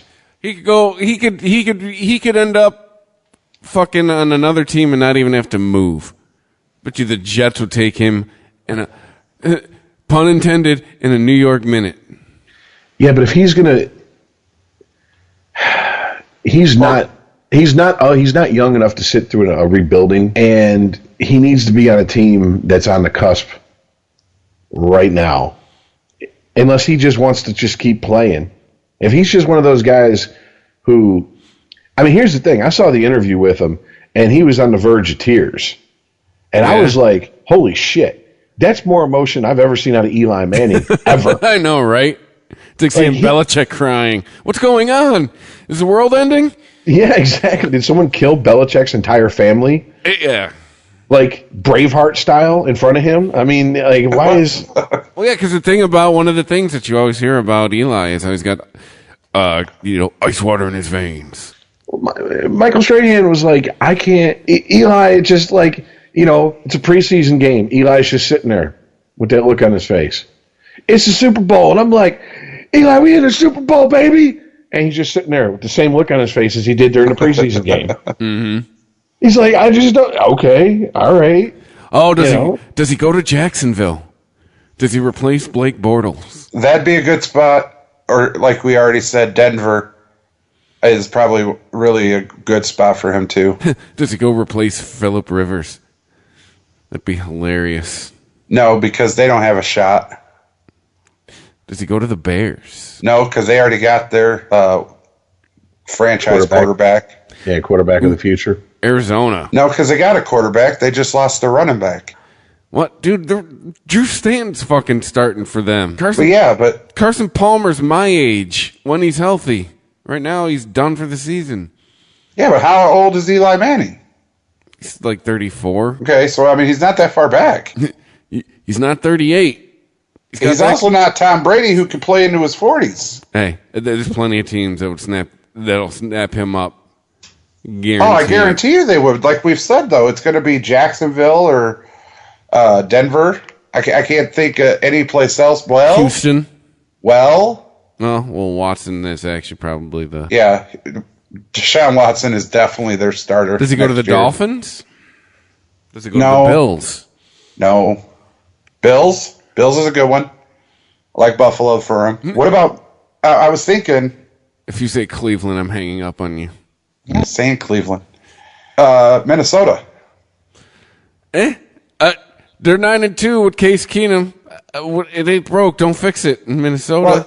Well, that's the other thing I was thinking. You got Case Keenum, but you also got Teddy Bridgewater, and then what's his nuts? Bradford. Yeah, but if you're Minnesota, you're not. Why are you starting anyone other than Case Keenum? He's got you to 9-2. Right. So no, he wouldn't go to Minnesota until Case Keenum starts. Until Case Keenum loses, why are you not? Why does he get punished for having the second best record in the league, from the same record as the Patriots, being one win behind the best team in the league? Why do you punish Case Keenum for that? They've only won 7 games in a row. Right. No, I don't. I really don't see any place else other than Jacksonville or the Broncos. Maybe San Francisco. No, Jimmy Garoppolo's there. And you point and laugh at Jimmy Garoppolo. Thought you were going to start. Go back to the bench. Yeah, I love Jimmy Garoppolo into Eeyore. I love the NBC Sports article on that. It's Jimmy Garoppolo's time. Is it? Oh, really? Oh, okay. Look, he's probably pissed. He's like, God damn it, I was going to get another Super Bowl ring. Like, look, man, I have no rooting interest against him, but I mean, like, don't act like this is the savior ascending from heaven. You know what I'm saying? Like, this is it. No, this is better than C.J. Beathard. Exactly. This is better than... Who the fuck started the year? Oh, Brian Hoyer. Brian Hoyer, yeah. This is better than... No, Blaine Gabbert isn't on there anymore, right? No, Blaine Gabbert's in Jacksonville. Ain't he? No, that's Blake Bortles. No, where's Blaine Gabbert? Oh, shit. He's backing up somebody somewhere. No, he's playing. He's starting. Who cares? It's Blaine Gabbert.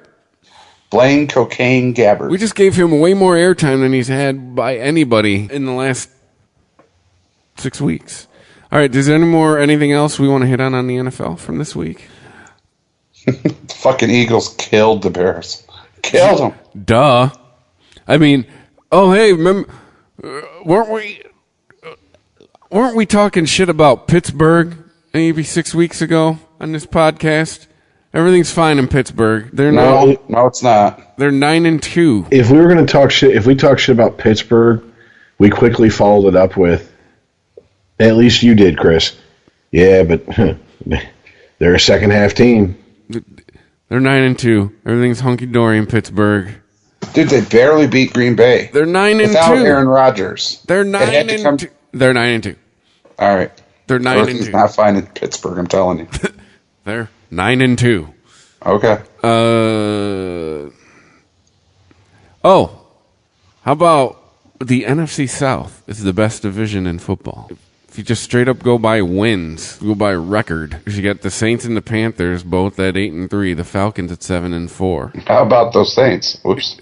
Even your Bucks aren't that out of it, Rich. They're 4-7. Yeah, well, yeah. Like I said, all but, what is it? Cleveland, the Giants, and one other team are mathematically still in it. San Fran, yeah. Those are the three teams that are mathematically eliminated from the playoffs. So, I mean, yeah. In it? Yeah, okay. Looks like the Rams are for real. Rams are something. They're 8-3 with a month to go. But what's going on in Kansas City? What is going on in Kansas City? I don't know. Andy Reid was asked if he was going to start Patrick Mahomes, and he said, no, I got other things to worry about. They're still in first. I kind of get what he's saying. Like, hey, but I mean... What are they on, a 6-game losing streak? They are a 3-game losing streak. But the Chargers, all of a sudden, might be able to save their season. But I mean, the big story in that division, though, too, is the Broncos are 3-8. Yikes! Whoops! Yikes! You were on par with the Colts. Here, other teams that are 3-8. The Colts, the Bears. That's the kind of company you're in, Denver. Now, if this was like the 80s, fucking A. It'd be sweet to have your name in the sentence with those two teams, but yeah. I don't know. I mean, it's you got some pretty clear front runners. I mean, it looks like it's a done deal for the playoffs for New England, the Steelers, the Eagles, the Vikings. Yeah, but I guess we will see. December football. It's nice. Don't we start getting Saturday games too? Yeah. Yeah, after I think next weekend, or not weekend after next is what I meant to say. ICEman and I got a big week coming up. We could both make the playoffs. Odds are more on ICEman because he scored more points than me. But if the right things happen, one of us could end up in the fantasy football playoffs. Dude, this year has been so riddled by fucking injury. I'm surprised I'm even close. Who the fuck are you talking to? My season was fucked by the third quarter of the first game when David Johnson's wrist snapped. But anyway, shall we do some picks? Have we hit everything we've wanted to hit with the pros? Yeah, let's do the picks. Yeah, we're knocking on the door of another 4-hour podcast. Sweet. So, with the picks, big week. We all had an exceptional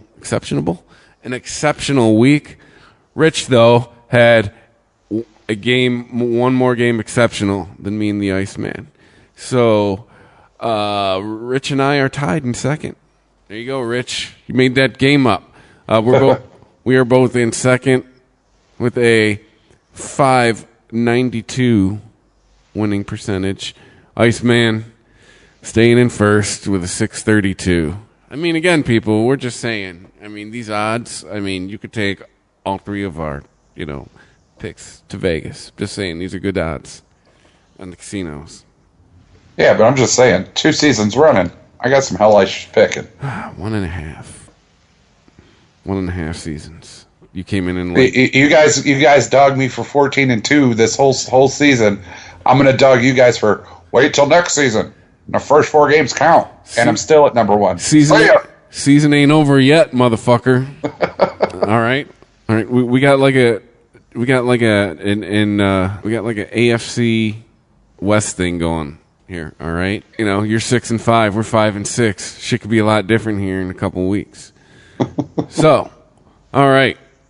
No college games for us to pick this week. The local boys aren't playing. They're done. fucking see you next season. See you in your shitty bowl game, which they'll both be playing. You know, no, I'm a State fan. I'm also a realist. So, let's start off with Thursday night. We have, a year ago, this would have been a great game. This week, it's a battle of 5 and 6 teams. It's the Redskins heading to the Jerry Dome, playing the Cowboys. Yuck. Flip a coin. I mean, well, actually, quite honestly, you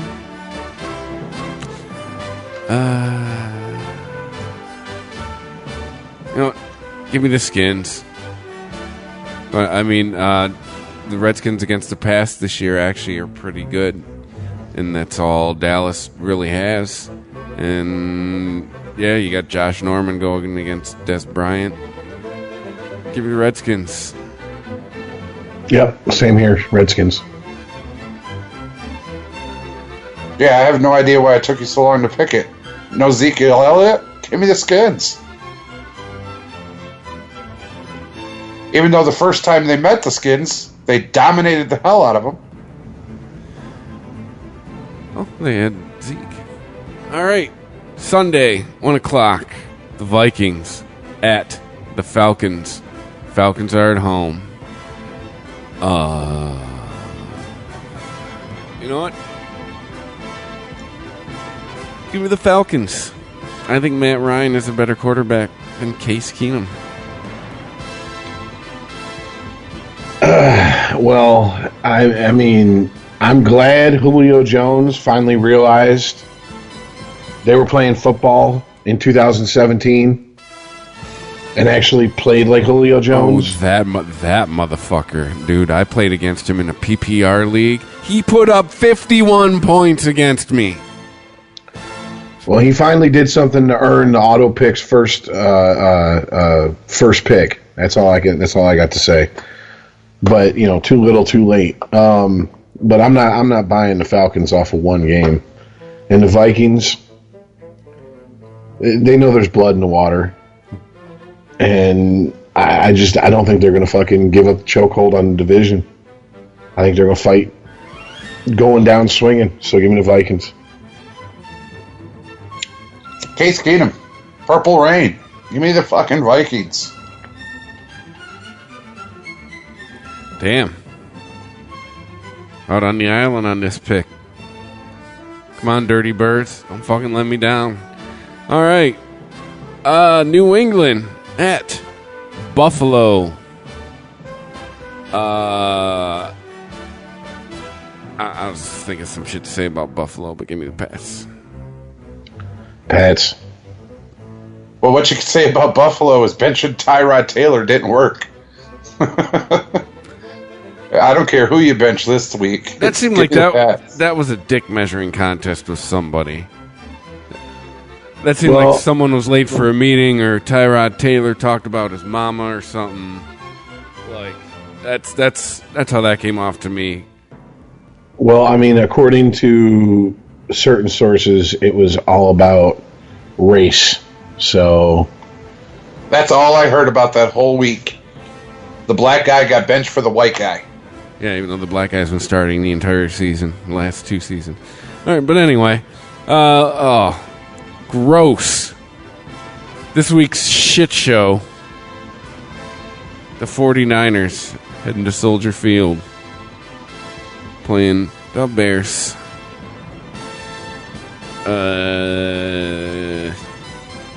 You know what? Give me Garoppolo. Why not? I'll take the fucking 49ers. I'm going to take the Bears just because they're at home. I'm going to take Jimmy because he was behind the goat, and I ain't picking the toilet bowl. All right. Tampa Bay heading to Lambeau to take on Green Bay Packers. Packers at 5 and 6. Tampa Bay at 4 and 7. Is Crab Lakes playing? Do we know? Or is he still injured? I believe he's playing. No, Fitzpatrick played last week. Hold on.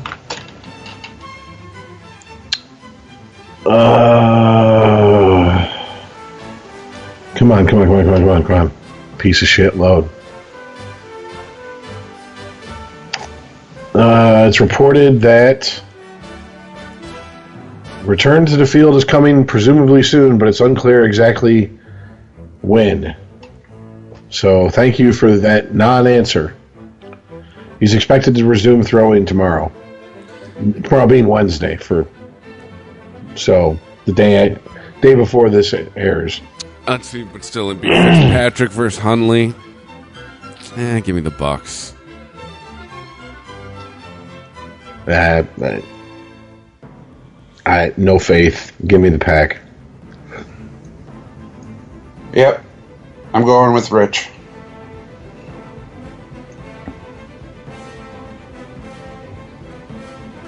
Alright. Houston heading to Tennessee. Oh, it's the old Houston versus new Houston. How the fuck is Tennessee 7-4? By the way,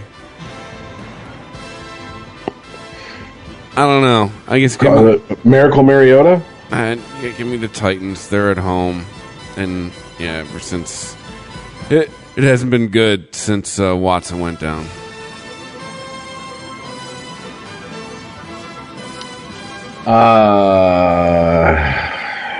Yeah, give me the Titans. Yeah, they couldn't even beat the Ravens. Give me the Titans. All right, next up, Denver at Miami. Yuck. This is a shit show.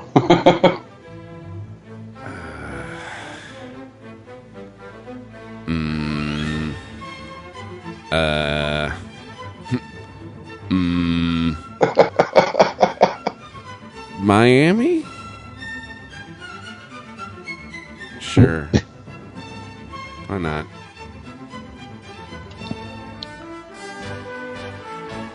Yeah, I'm with you. I'll go the fence.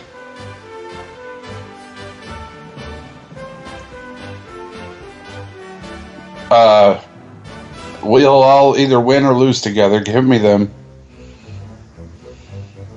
All right. Next up, the Chiefs heading to MetLife, taking on Jets. Jets. We're gonna LOSE. Lose. Give me the Chiefs. Yeah, I think Chiefs right to ship this week. Chiefs. Yeah, Andy Reid's going to figure something out. I don't know what he has to figure out, but he's going to figure something out. All right. The Colts at the Jaguars.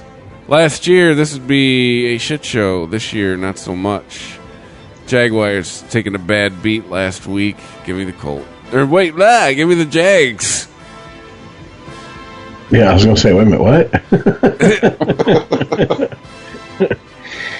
Yeah, same here. Give me the Jaguars. Yeah, is that how douchebags pronounce it? Yes. Over enunciate. Yeah. Is this the butt fuck of the week? I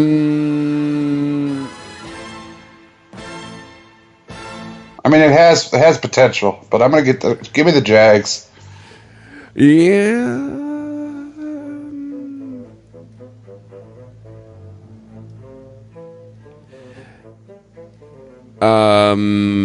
Maybe. This is a maybe. There's a couple other candidates. All right. Next up, Detroit heading to Baltimore to take on the Ravens. Well, give me the Ravens. They're an above 500 team. Oh yeah. Is it really come to this? We're sitting here going, oh boy, Lions or Ravens? No, come on now, Ravens. Give me the Lions. 14-2. All right, the Browns heading to take on the surging Los Angeles Chargers. Will Boltman be at this game? Probably. It's a home game. Give me the Chargers. Chargers.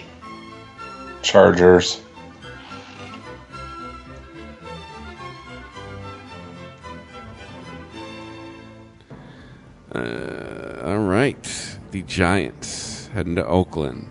This may be the buttfuck of the week because you're going to have not Eli Manning starting for the Giants, who already suck. Oakland's at home. Oakland may actually has a shot at winning their division this year. Give me Oakland. Yeah.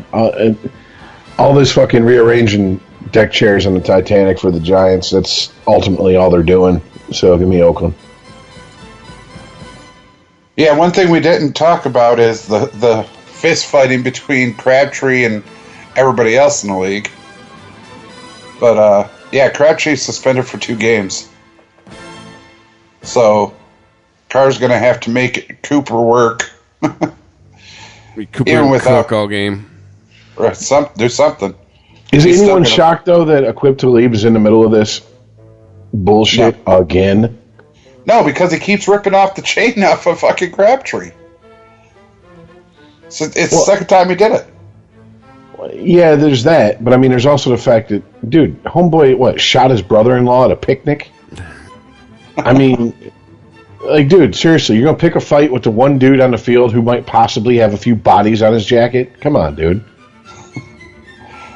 Don't catch him outside the parking lot. That's what I'm saying. That motherfucker be like, oh, we can bang out in the parking lot, too. Ain't no problem. No, that's quite okay. I'm Raiders, by the way. All right. Carolina at New Orleans. Winner of this game comes out first in the NFC South. Give me New Orleans. I'm not buying Carolina. I'm just not. +2. Now Funchess is banged up. I mean, they have to be winning purely based on Cam Newton.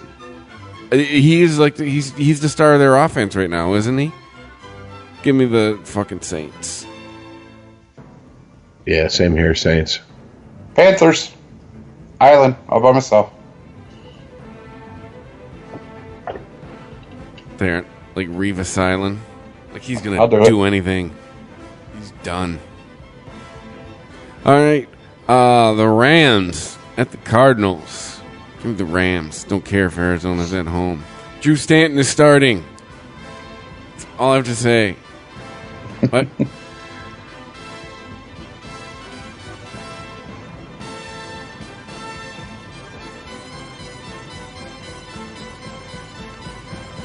I thought I said give me the Rams. Was that not clear? Oh, my bad. Sorry. Yeah, Rams. Ha!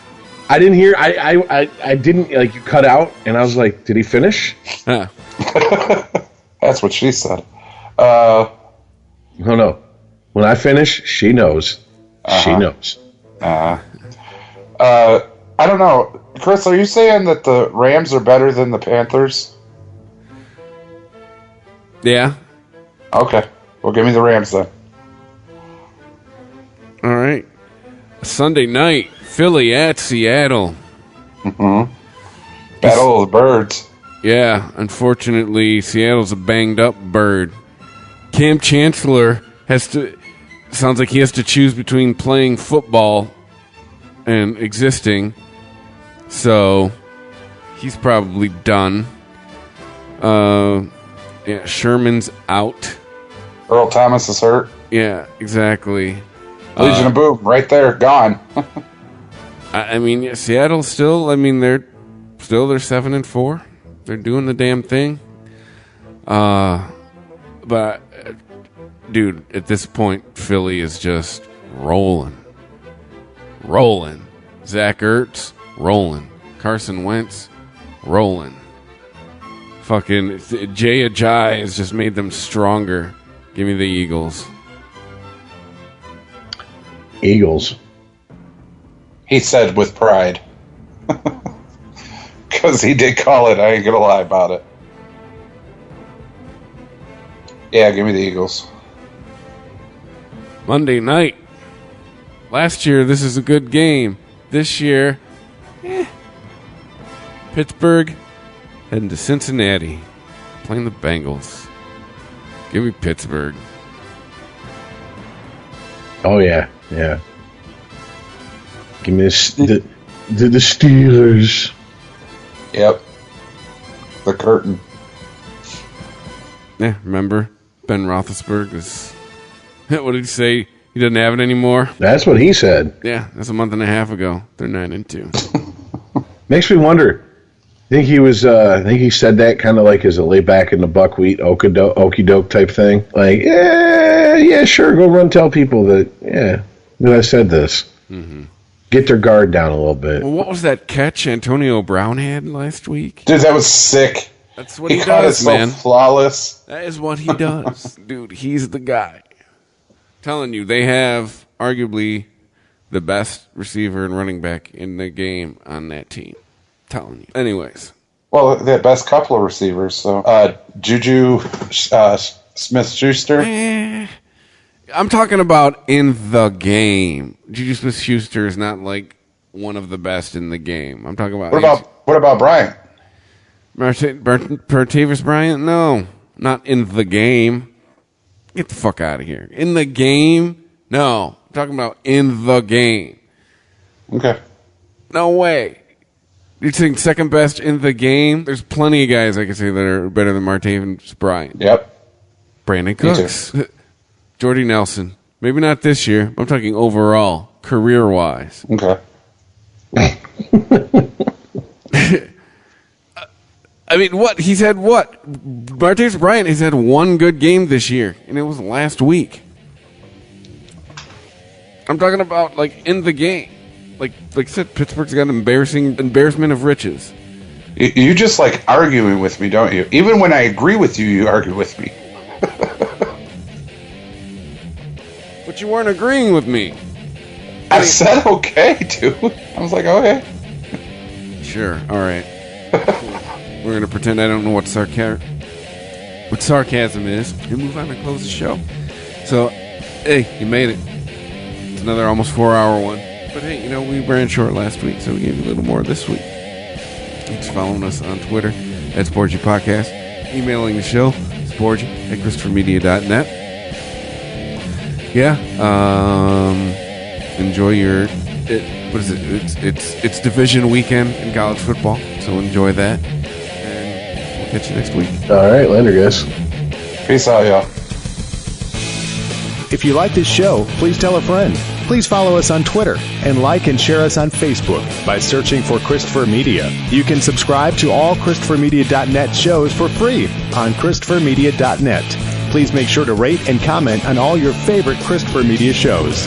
Thank you in advance for supporting Christopher Media by clicking on the PayPal button and by clicking through to all the sponsors who support ChristopherMedia.net. Thank you for visiting ChristopherMedia.net, and thank you for listening. Thank you for visiting ChristopherMedia.net.